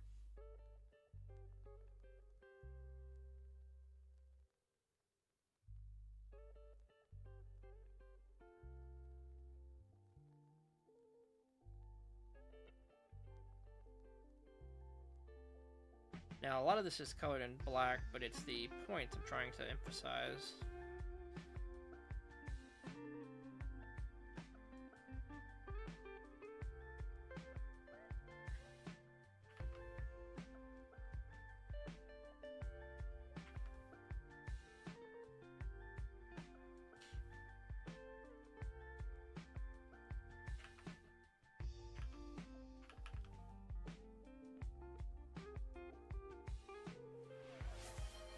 Hey, hello there, Astrid. Water check, I got you. Today's water check is Rockstar Pure Zero Fruit Punch. If I check the back, carbonated water, first ingredient, check. Oh boy. Whew. How are you doing today? Hope the week has started off excellent for all of you.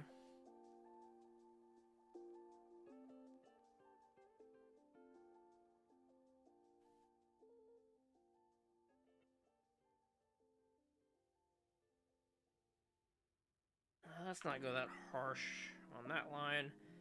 I'm going to increase the size of the pen a bit.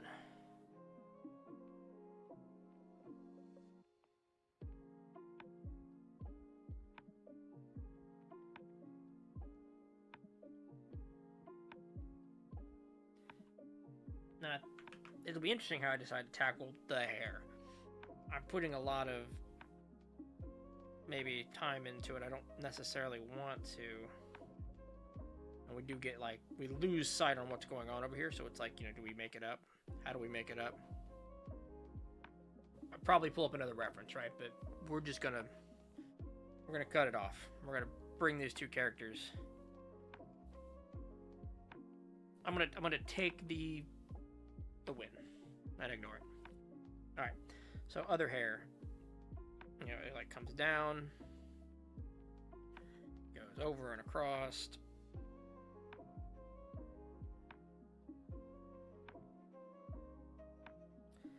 The big sweeping shape. And we don't get a lot of this either.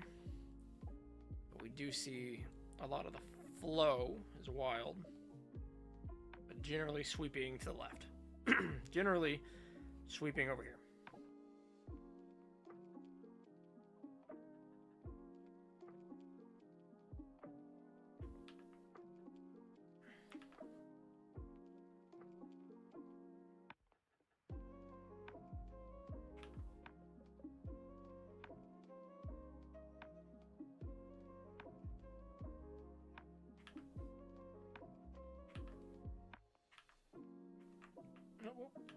Z, okay.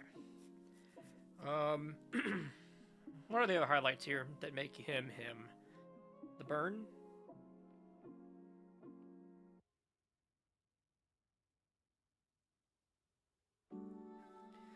Maybe maybe get a little bit of a better face shape.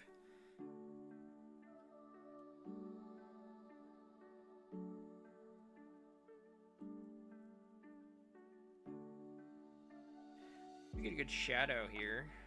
I'm playing with like the neck and the jacket.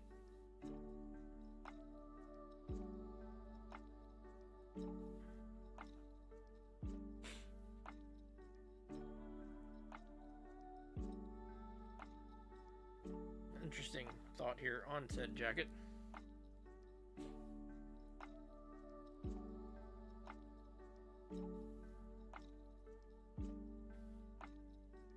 Is where I find the lines and the curves of the jacket are going to help. It's, you know, my observation. It's a good test of my observational skills, but also I don't know if I want to spend a lot of time on it, which is probably why my observational skills need a lot of work.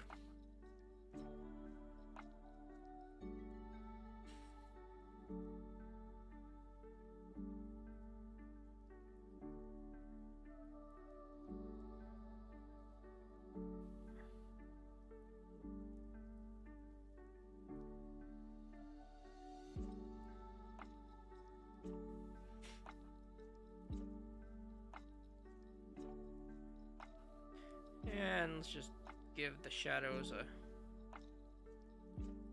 make them know we know they're there. A little bit of the ear.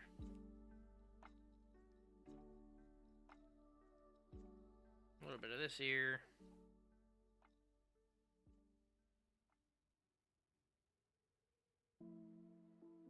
There's a bit of hair that covers it. We're going to let that cover it.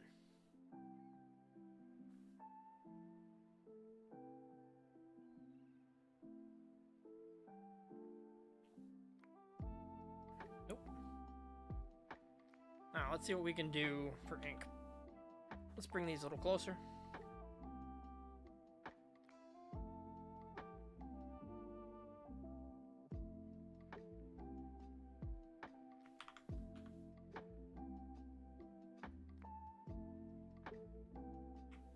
Oh. Where was I transforming this before? Oh, I'd already moved on to the next layer. That's wild.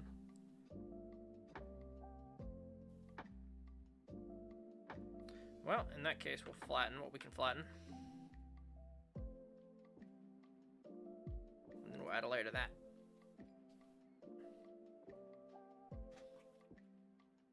Now, we're going to go to black pen. Or use this new knobby pen we kind of set up.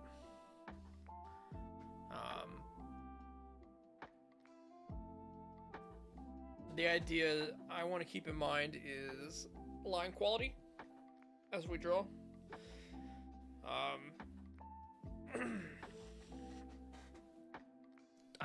really want to, emphasize good line quality.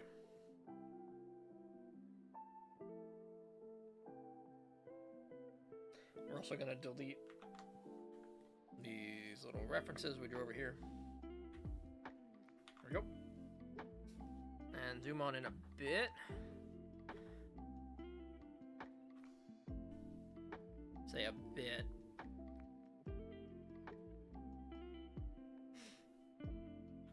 Start on the right side. Oh, is that not reference over top? There we go. Start on the right side. I think he's the clearly more interesting character.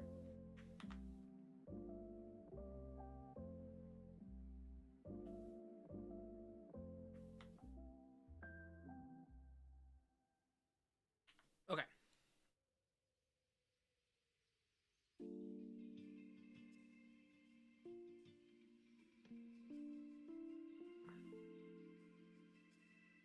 What is it about these lines? So, got the pen. We're on like, I don't know what layer that was. Why did that not?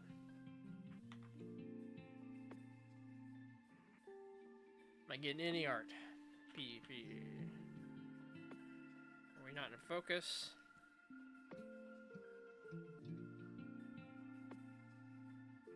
I'm not on an eraser, even though that just erased.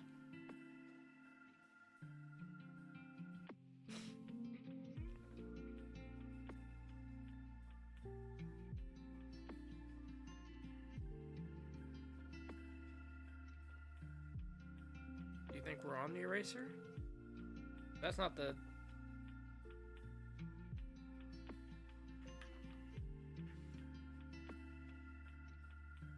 It's not set to white.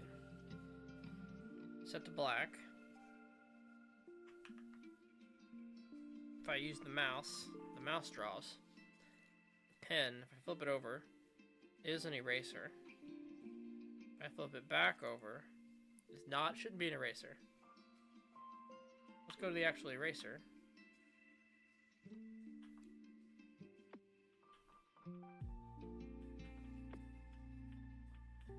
Did we just lose our...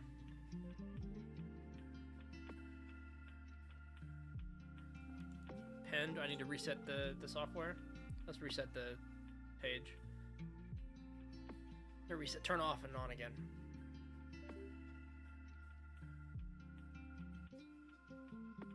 I think it's whatever's happening with the pen.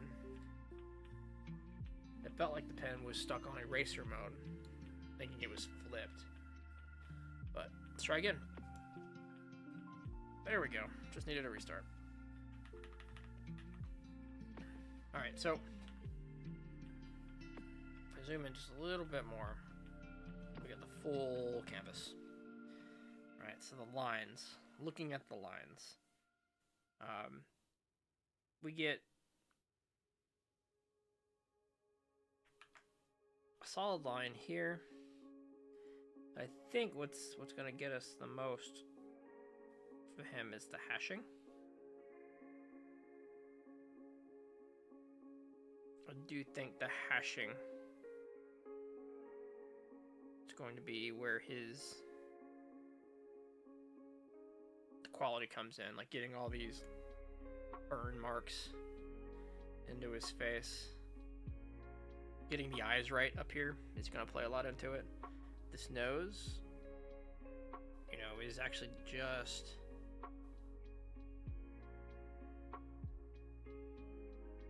this semicircle. In fact, if we, there we go. Come back and shape it with an eraser. That seems fine. Back to the pen. We've got, I'd say almost a solid line. I don't want to draw it as a solid line because there's staples in the face.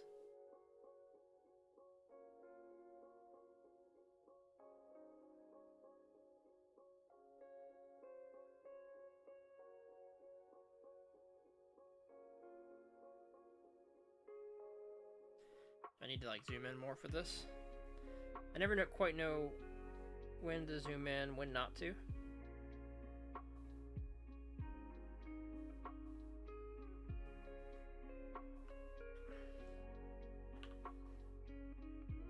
And we see there's a highlight in these on like the left side that maybe we can get. Now there is a line that goes through them, but I want to make it work.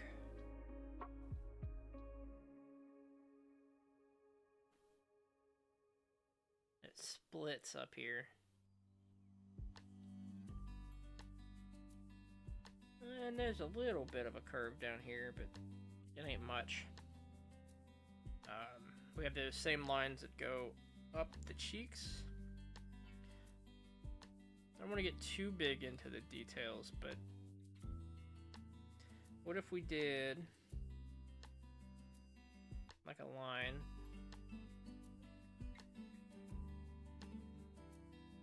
and then another line, and then we erase the spots where we end up putting the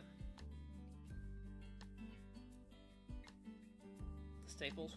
There's 5 of them that come in after the mouth, which has a bit of a wobble here.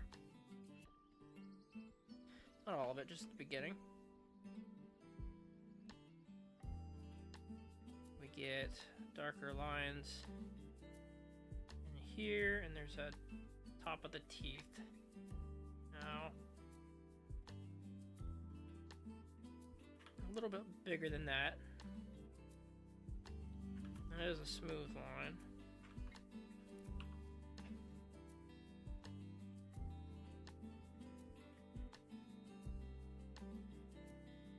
It's about right. What do we get for, okay, it's just blackness down here. So this is,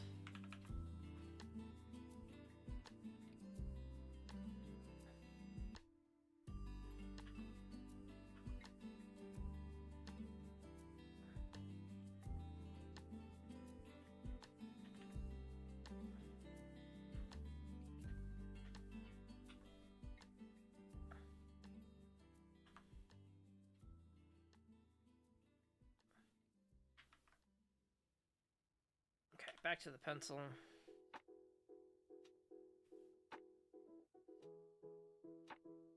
A little bit of an eraser nub here, I think. Let's go smaller. Just want that curve. And let's put some staples in.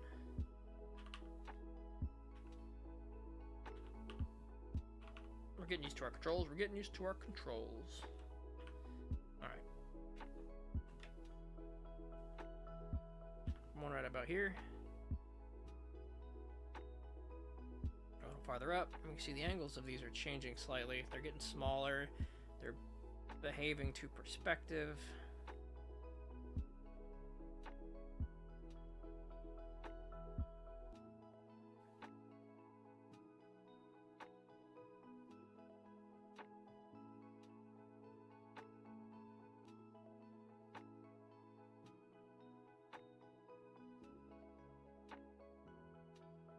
It's always these details now we said we want to come back in and fix up, because these are metallic objects. Let's go ahead and shrink down the eraser. Really get in there.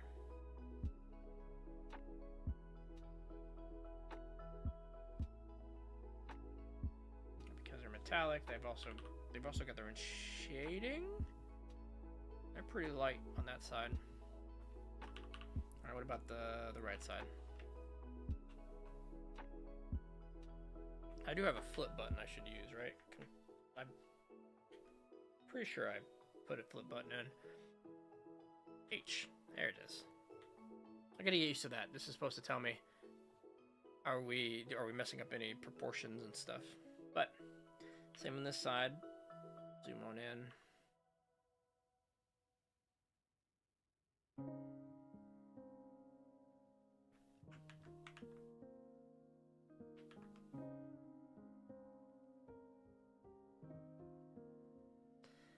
We're making some guesses here. We're doing a little bit of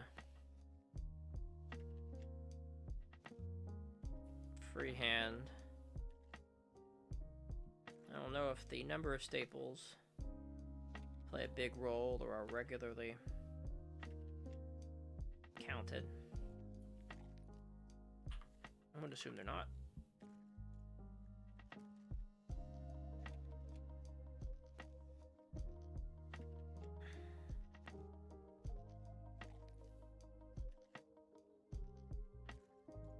Alright, that feels fine. The mouth is a bit tall, now that I'm seeing it. I think it looks fine, like he's talking more. But if I'm copying, I think we copy better. Let's say we do it with the eraser. Like, what if that were the line of the teeth?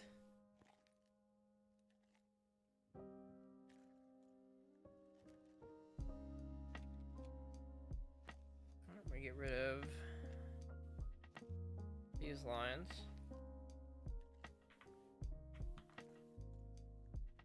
Smooth out what's over here.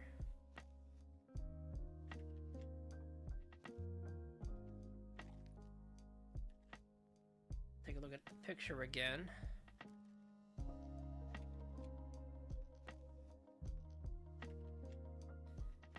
Barely bigger than the staple line, so it's more like a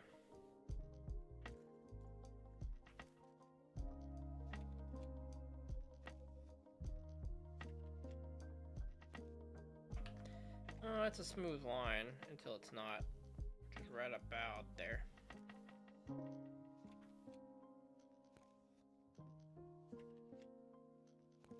I don't think that's right. Let's look back at it again.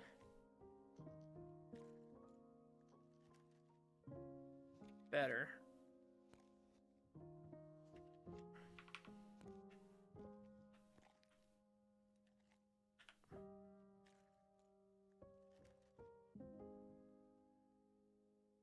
Why I'm on the pencil suddenly.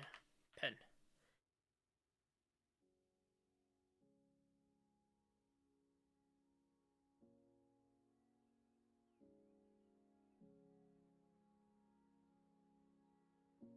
A little bit of an eraser to give this the right edge.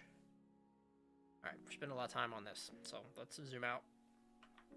Let's start getting the better rest of the features.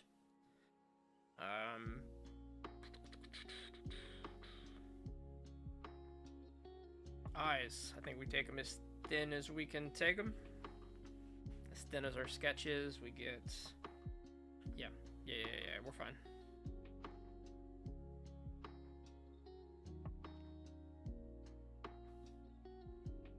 I think we're using the reference too much, and we could have gotten a lot of this out in the sketch.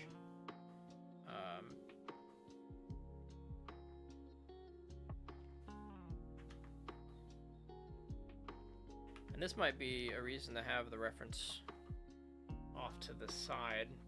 I guess I do on a screen, but also on its own file.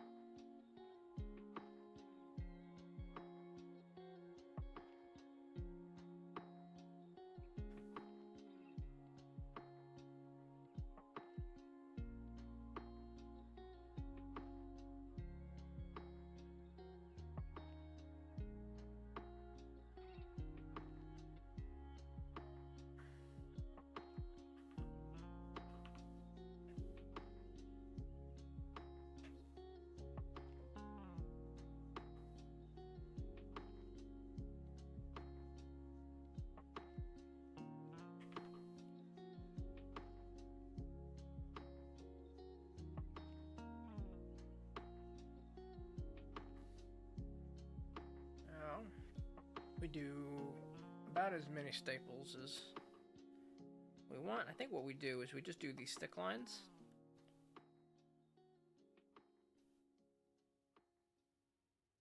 And then I come in and erase the centers of them.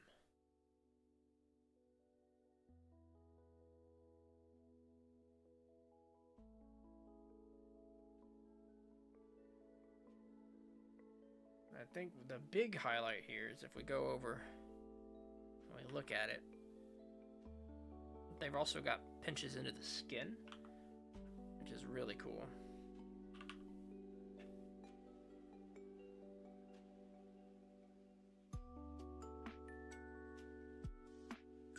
I see the eyes are moved a little more in, so let's mess with that a bit. Just more, it wasn't a lot of line work, so let's fix it.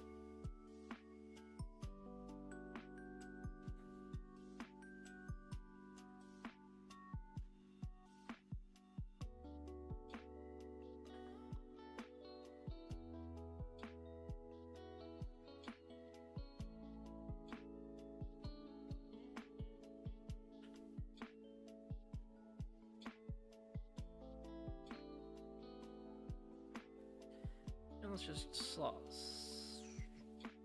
make this line a little more solid at top, because it is. It's got a quality and a thickness to it. It's got a tapering too that we didn't do.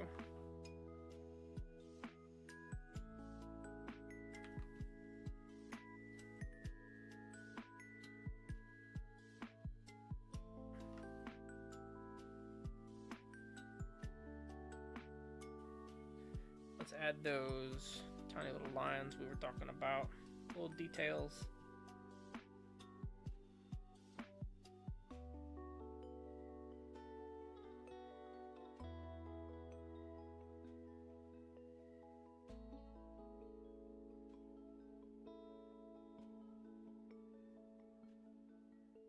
And let's take the eraser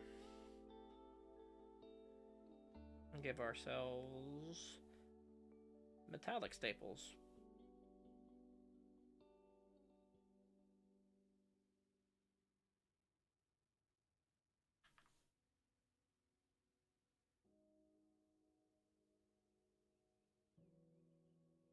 Let's see if this technique works for us.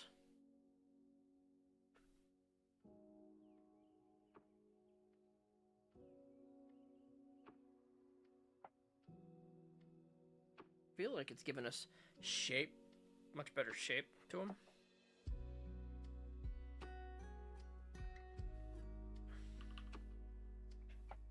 Absolutely it is.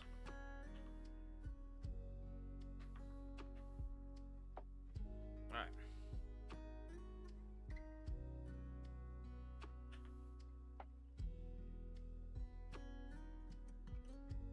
Now this line on the right, hidden in a lot of shadow.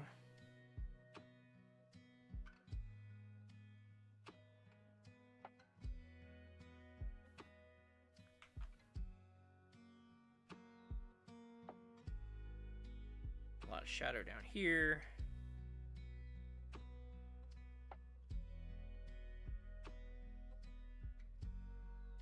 Not sketching that out. We are sketching it out. We shouldn't be. This is the, I guess this is the second sketch. I was considering this, line work myself.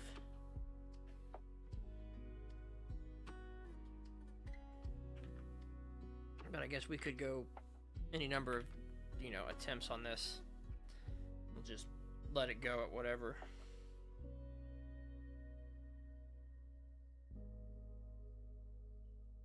There's a straight line here. Then there's one of these, and the whole thing kind of wraps around, but we don't get to see it. All that's is off camera, so there we go. We're gonna make some stuff up. All right, so the ear, again, we're getting an outline for the ear here. There's a lot of piercings, which don't look that much different from the staples. The ear isn't quite rounded there either. There seems to be some kind of misshape to it. Like I see the lobe.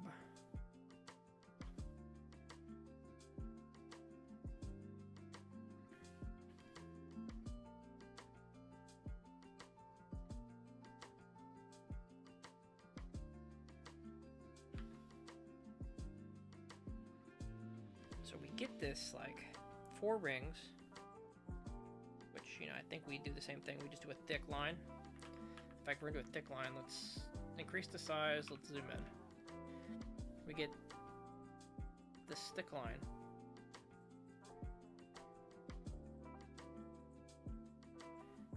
And then we go back in with a much smaller eraser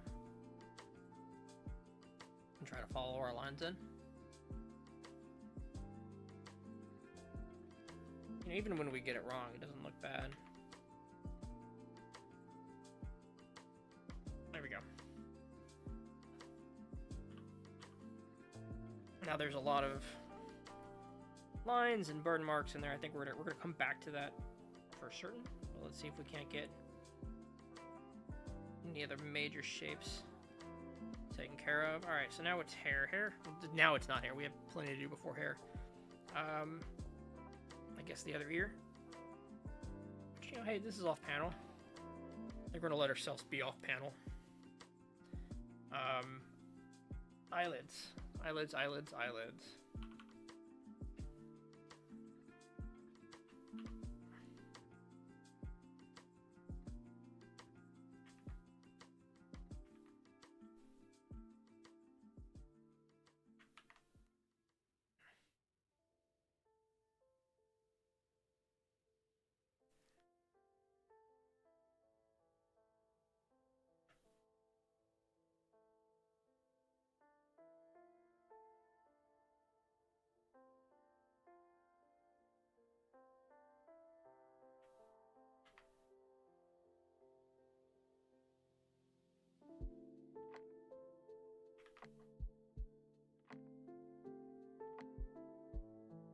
Do we have most of this?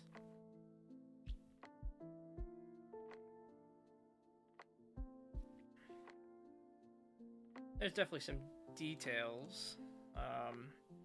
Some things like stretching skin over here. Oops. Let's try to drag with the space bar. That'll be much cleaner. You know, some really stretched out skin like over here.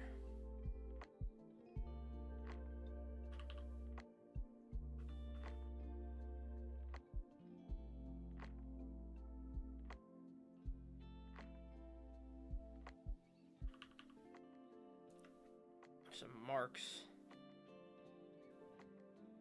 up on the side of the face, some shadow or marks over here. This is kind of marks we don't fully understand, but we're putting down. Yeah, I think if we can do justice with the hair, we're in a really good place, and then we do justice with the burned part of the flesh. I'm gonna feel really good about this, which is good. I think we needed something to feel good about.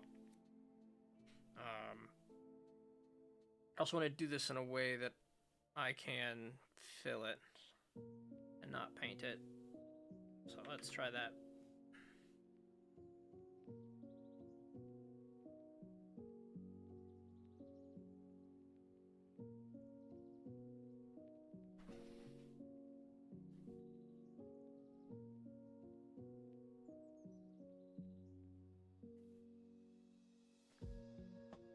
Some lines I think we're to come back on, and we're going to come back on them because we want to erase lines after to add some hair follicles rather than try to draw small hair now.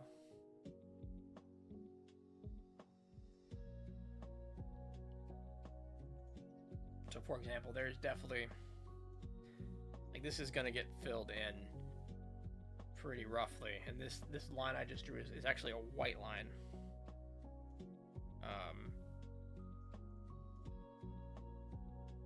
So we'll check that in a second. But we're just trying to do relatively straight clean lines here that we can kind of group together and black out.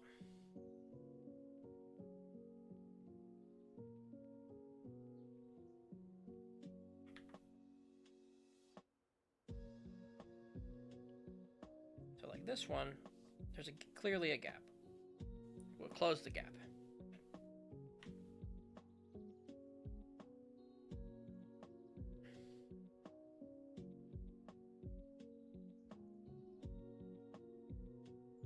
I think we're in a spot I had to make up things, so this is fine.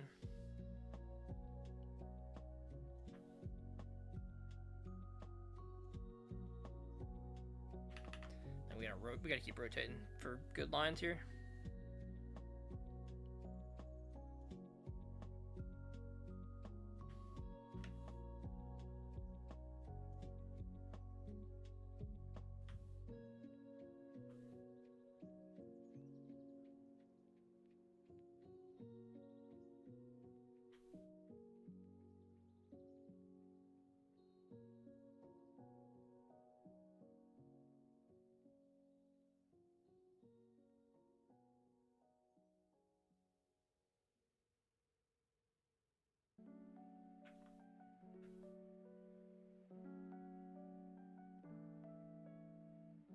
We do have some hair here to solve as well.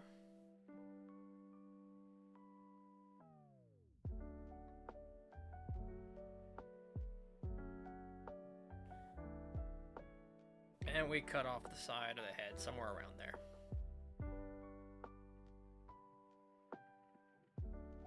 Alright, so if I hit GG and do this, where are the... How well do we do? Clearly there are corners. Alright, we hit too many buttons, it's thinking. There we go. Button there. Okay, we've got maybe too much tolerance. Yeah.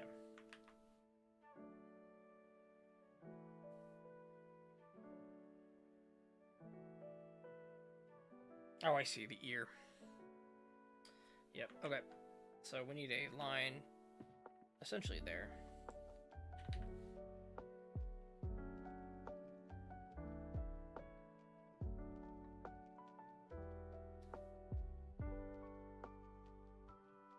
Now there's definitely some art that's gonna have to happen.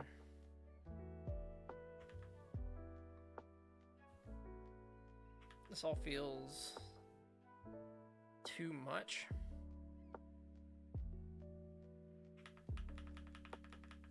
I'm not liking any of the fill work.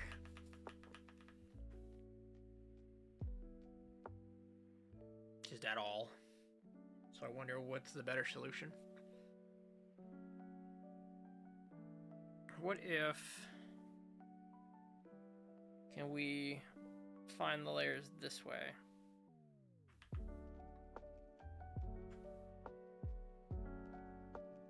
And then do the painting?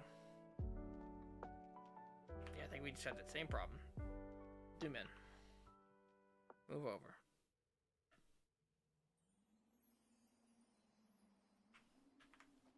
I don't know the right answers to some of these.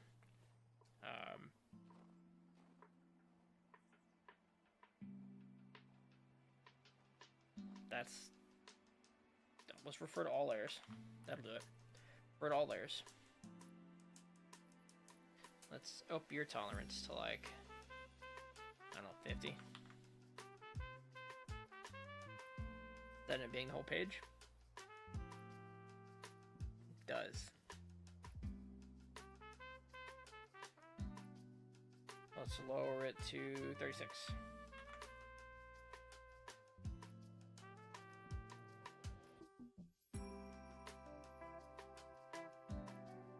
Yeah, interesting. What is currently? Okay. I feel like we could deal with that. That's not terrible. Oh. Just put this layer behind. Or we just start painting instead.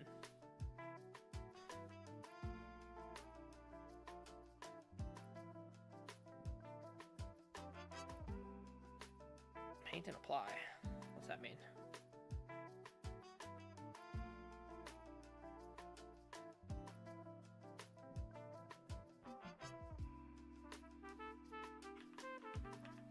I don't know what happened there. Also, I was on the wrong layer.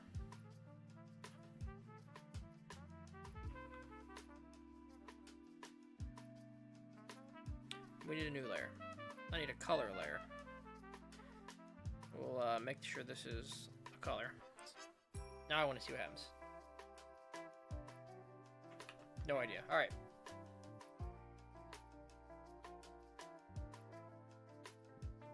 Did we just start giving it color? Or are we not here about color? We're here about ink. We're here about ink. That is just an all black photo. What do we do? How do we do this?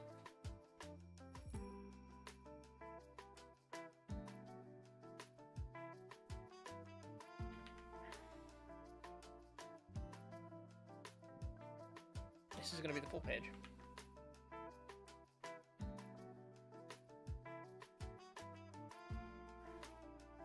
That's going to be the full page.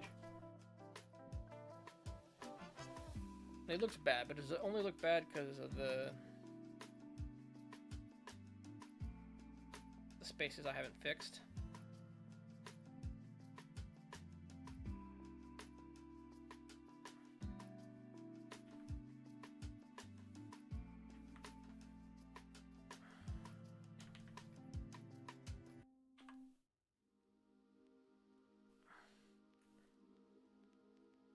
Alright, let's go with the G pen. Make it real big. Let's fix and adjust and see what we get to. See what we can get to.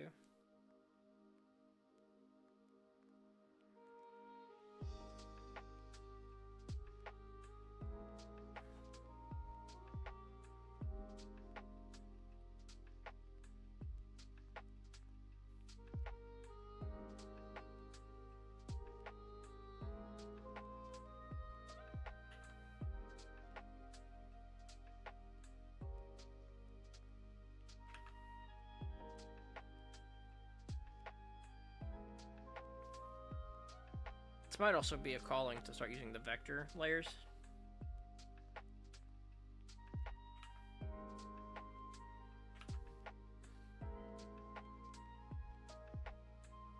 That might solve some of this. Like, I just want this outline to be black. And maybe this is also when I should be using the lasso tool. Or maybe this is how it works.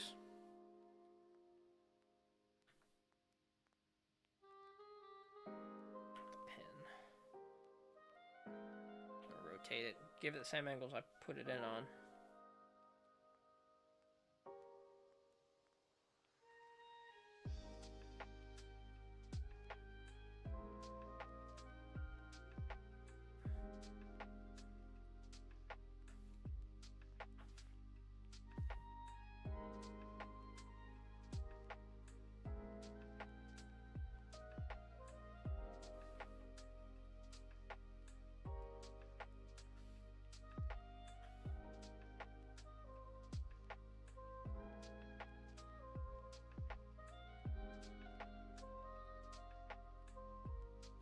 This is also one of those moments where I should probably have watched anyone else do this. Any video. Any tips sheet.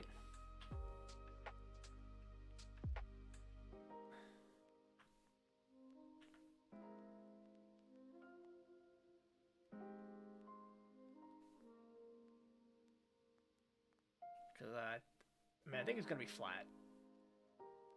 This whole thing's gonna be flat. There's some places where we make up for that, right? If we hit the eraser and we find this line.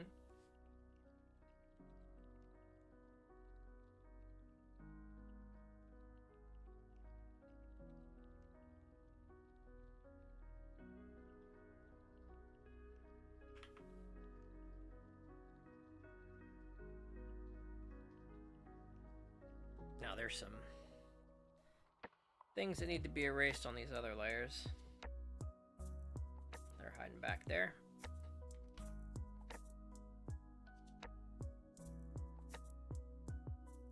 That gives it some shape. There's also the background and all the motion. This white brush stroke up here. What is that? Is there some paintbrush? I mean, there's probably not some paintbrush that'll make this an easy, you know, thing.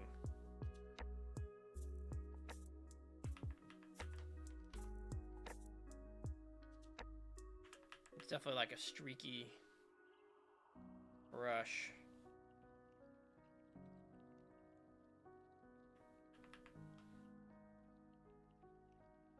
Or, more likely,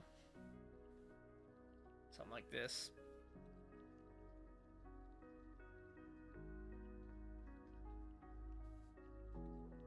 Bigger strokes.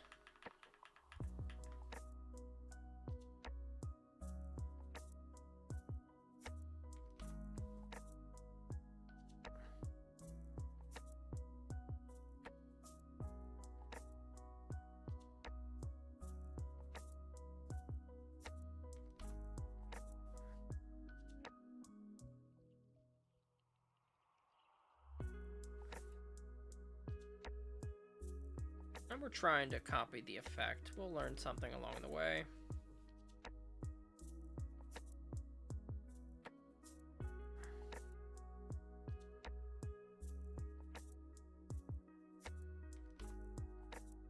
Hopefully we'll learn something along the way.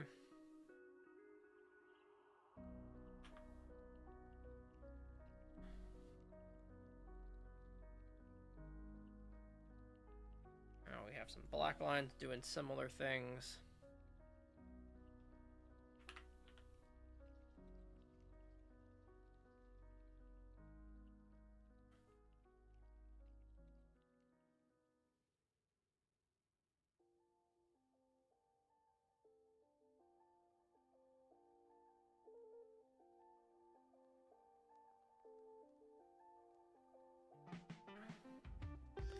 We can start messing with... Can we take out the sketch layer?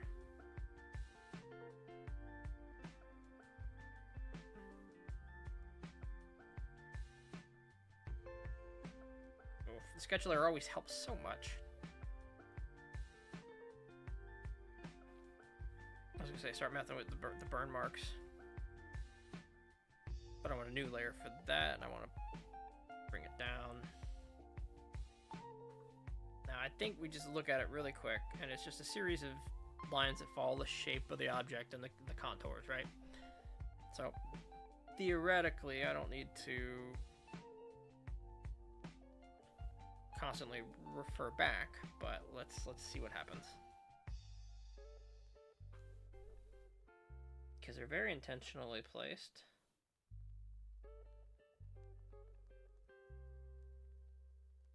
They're a little shaky.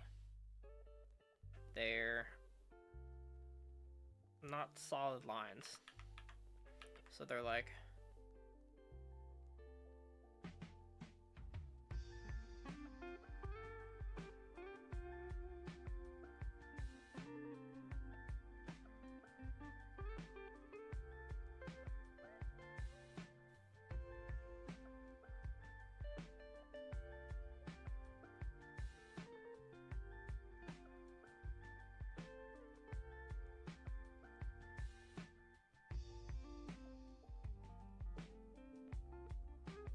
we gotta make sure we keep the contour of, say, like the ear, even that's like violently hashed out.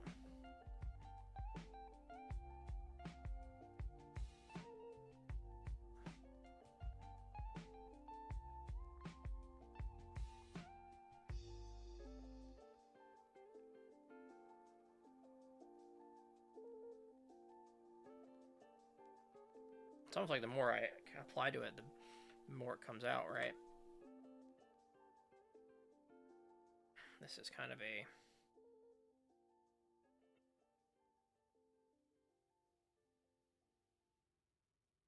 Is there any shade or differences there. Like there's some places where it's thicker, but I don't see any particular shading happening here.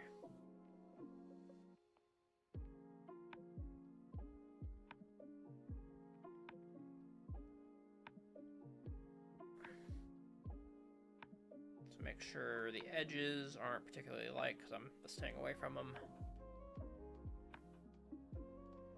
But interestingly enough, I don't even know if there's a solid line almost between the good skin and the bad skin, but I don't know if there's a solid line like that. You know, there's definitely some expression issues with the eyebrows I need to look at.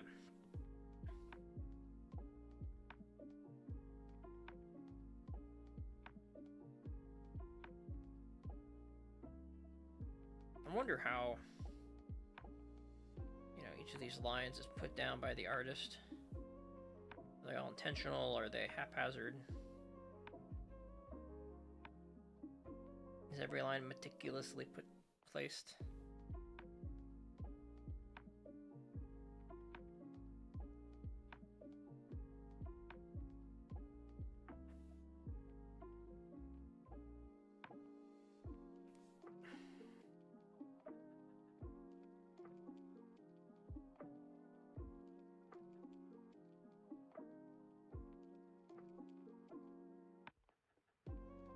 Trying to vary the pressure up.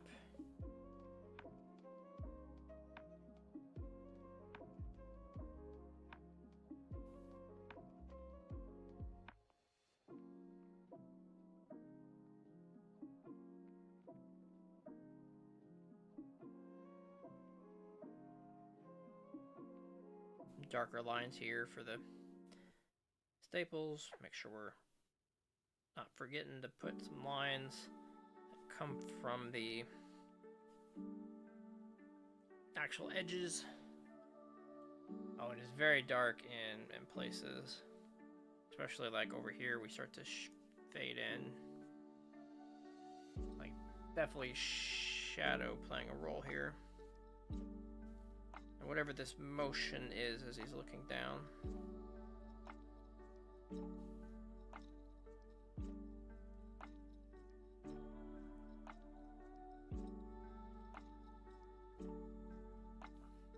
Alright, let's rotate you the right way up. Let's start looking at kind of what they're doing with these action lines. I'm still cutting off this side of the page at some point. Got some more up here, and down there.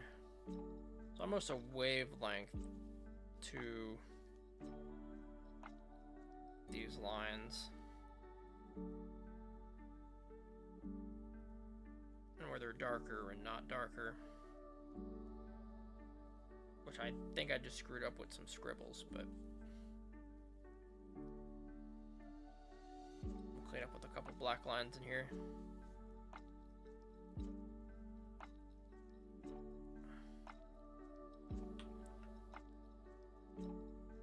Let me zoom out.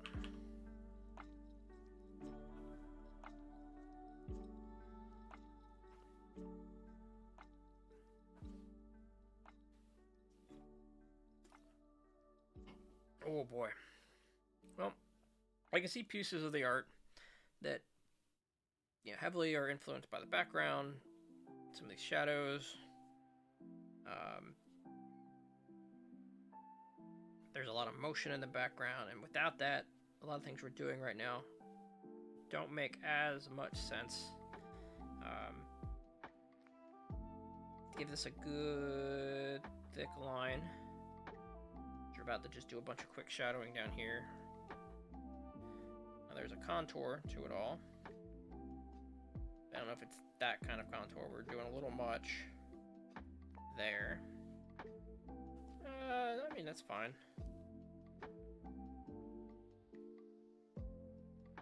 I'll rehash it like this.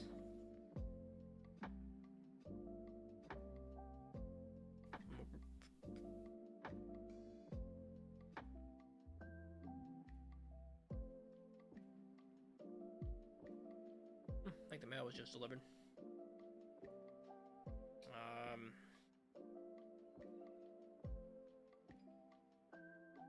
There's a lot of shadow over here, so this is easier.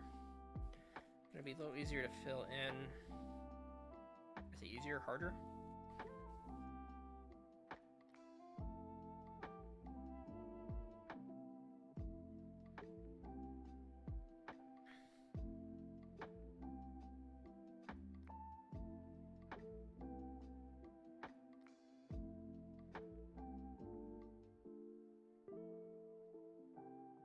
Really, it fades in a lot to the background of the piece.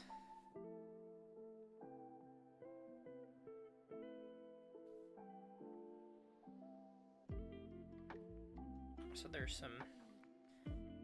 I mean, really, if we're being real about this... Oh, that's the whole thing. I mean, I guess we're being real about it. There is a black background. I was gonna say this is kind of cut off too. Right, we can go back to say the G pen and give that the weight and the blackness. It's definitely happening here.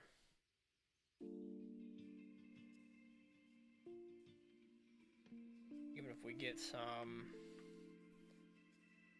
gray tones here.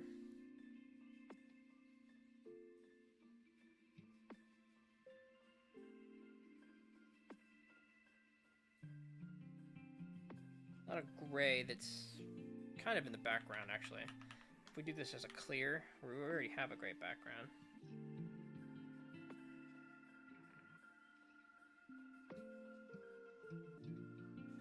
And solidify that line again. Oop. Nope, not with that color, with that color.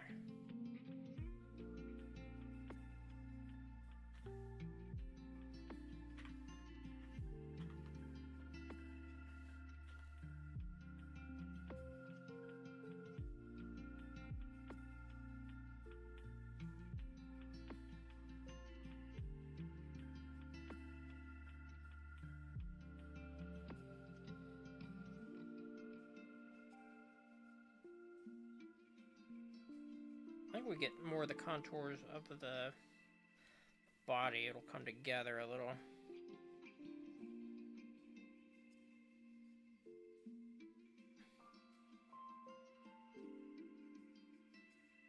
Maybe hit the shadows.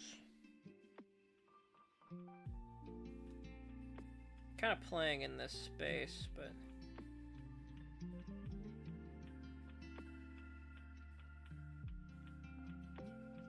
really, this doesn't feel continuous. It does feel like I'm just throwing lines down, because that's what I am, but I guess if I'd looked and seen maybe where the lines were traveling or where they were emphasized, we may spend more time on something like this in the future. But we can capture at least the pitch black stuff and plan where we're gonna kind of zone out on the, or we're gonna cut the whole picture off. There's a point where we just chop this thing. And we've been kind of loose with where that is. And we could, for example, do another ear here.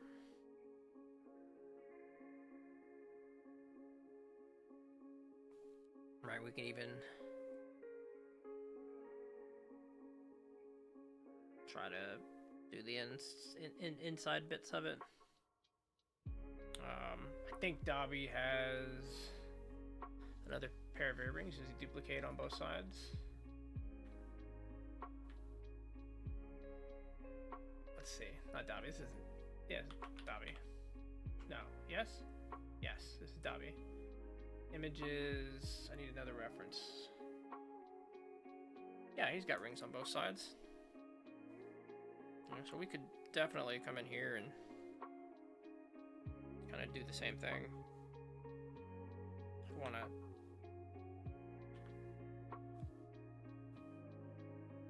make that a mildly better ear, but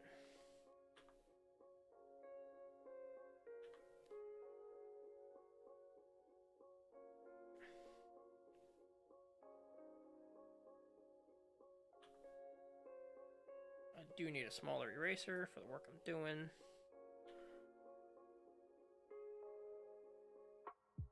Now we need the pen. We want it to be, yeah, it's about big. We're gonna push down hard. Not the pencil. Push down hard. That's not quite big enough.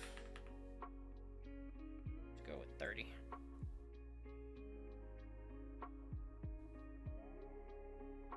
Yeah, I think that last one was better. And a small bit to the eraser.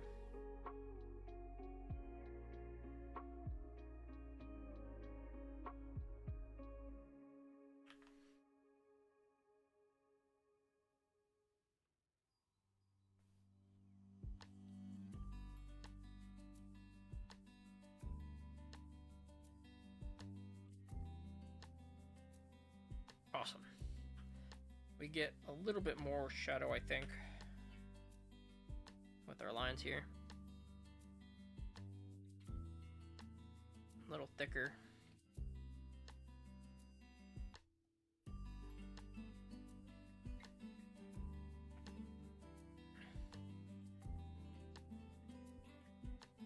Creating a shape, though, with the burn marks, but being a little darker with them.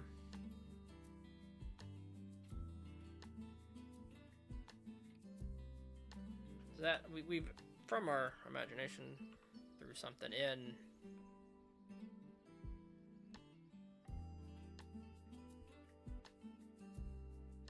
I think I'm happy with cutting off the ear.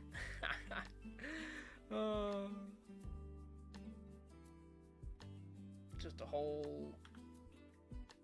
So you're gonna get a rectangle and just be like, the picture ends. Doesn't even end where I've got it ending. We could do like a. Oh, we didn't reference all layers.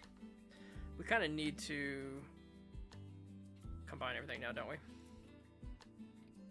We don't want the sketch layer combined. I will move that away. Combine selected layers, but this is the picture, right? We've done a thing. Probably more hair here. Let's continue to imagine where this is at. Let's pull up another reference.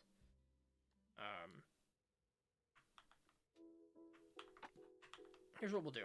I'm gonna draw with the lasso on a new layer.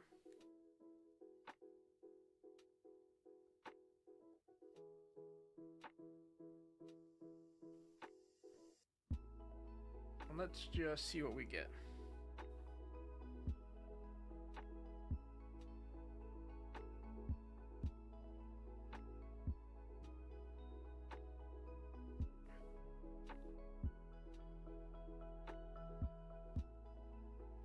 Just looking at some references. Now some of these were clearly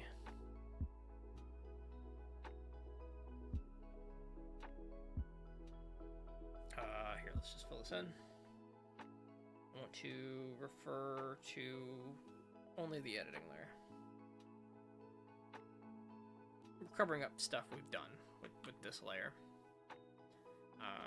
I could probably put it in the back and it work out pretty fine.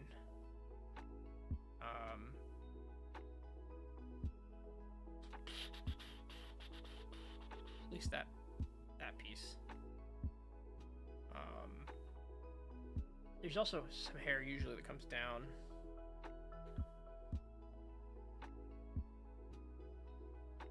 Like there.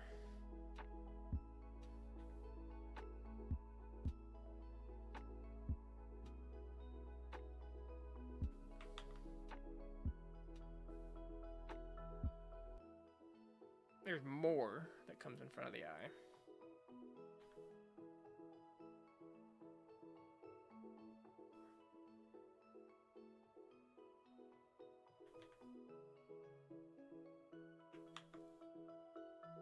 And we end up with a much more dynamic Dobby. What about the neck? Does it ever extend around the neck? From this angle especially? Yeah, we do get some down there. So, lasso tool.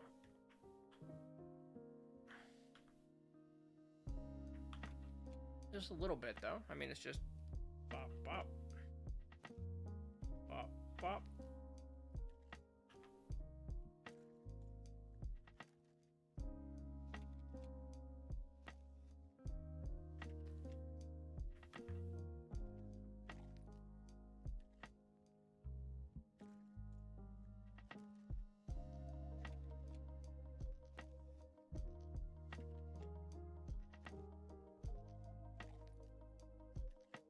What do we get when we start doing this?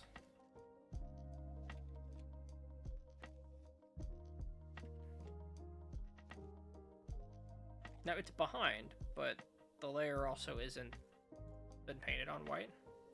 So this isn't a method. What we could do though is use this for a pen tool. Like a G pen. Like I could definitely come in here and be like, let me zoom in. Like, haha.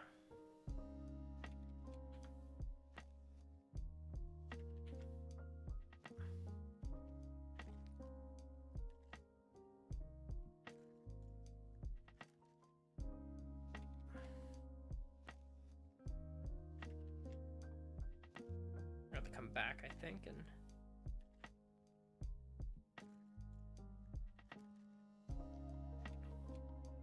paint without this tool in, but get the hair we can get.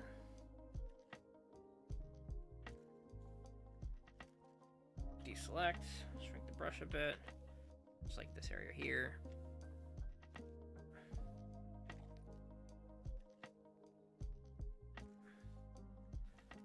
Suddenly I think we've got much more realistic Dobby hair.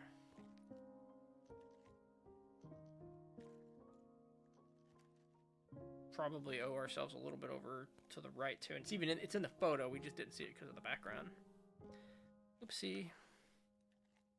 Alright, let's go ahead and do a little bit of a rotation. Let's try this lasso tool again. Just want, say that.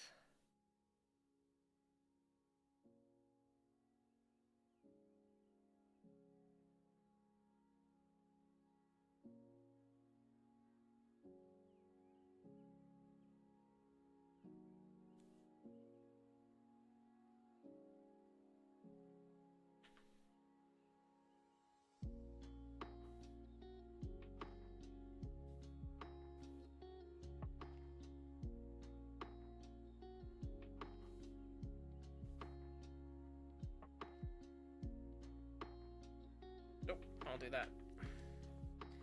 The reason we're hand brushing is we need that kind of control. Hand penning? This is a pen. Alright. Delete. Eraser. I wanted to erase some of that, but we're not even on the right layer. Alright.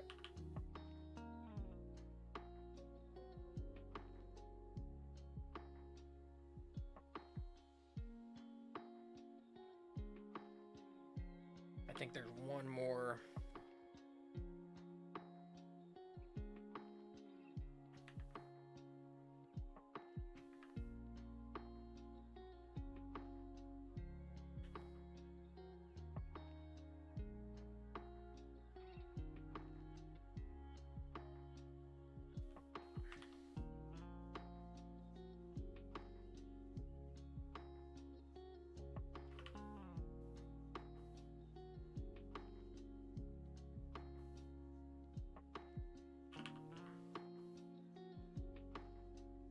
yeah, I mean, there's definitely some work here, but I feel like we put something together today. That was nice. We ain't really put a thing together in a minute. There's some other lines I want to try. And it's going to be on the the ice, if you will. So if we go to our Navi pen, what I'm seeing... Crap. It's alright, we need to move around like this. What I'm seeing is we've got this line.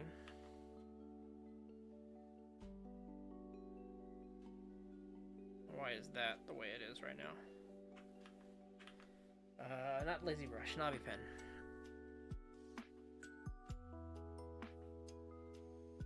And there's some hair covering it up. We didn't quite bring the hair down the whole way. But it gives to the expression.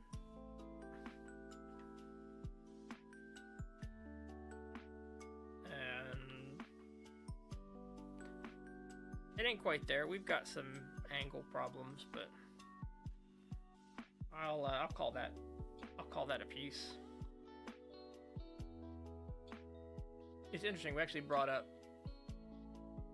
I was looking at a reference to do these eyebrows. That wasn't literally the thing we've been staring at. So we just added like anime parts to our anime portion. Almost same scene, almost same angles. But here's how we're gonna keep this. We're gonna take the reference layer. We're gonna move it back. We're gonna take the sketch layer. We're gonna keep the sketch layer. We're gonna bring it out again. Take this new layer 3. Yeah, put it side by side. Very cool. Oh, man. Hey, we did a thing today. We haven't sat down and done a thing in a minute. We've done a lot of study. This, I think, counts as study, but we actually drew a finished project. So, whew, feeling good about rounding it out there, though. About 3 hours, 15 minutes. I need to eat. I am super hungry. And then maybe I'll lounge around a bit, have a good day. I'll have a great day because we feel pretty good. I think we're coming back. Hopefully, we're coming back from our second arc, our Be Sad About Your Art arc. Hopefully we're past this, but we'll see. We definitely got a long ways to go, so there's plenty of time for us to be sad about our art again. Thank you so much for hanging out, guys. I'll see you all. Well, I want to see you probably tomorrow. Probably tomorrow. But there's no button over here. It's all over here. Goodbye, guys.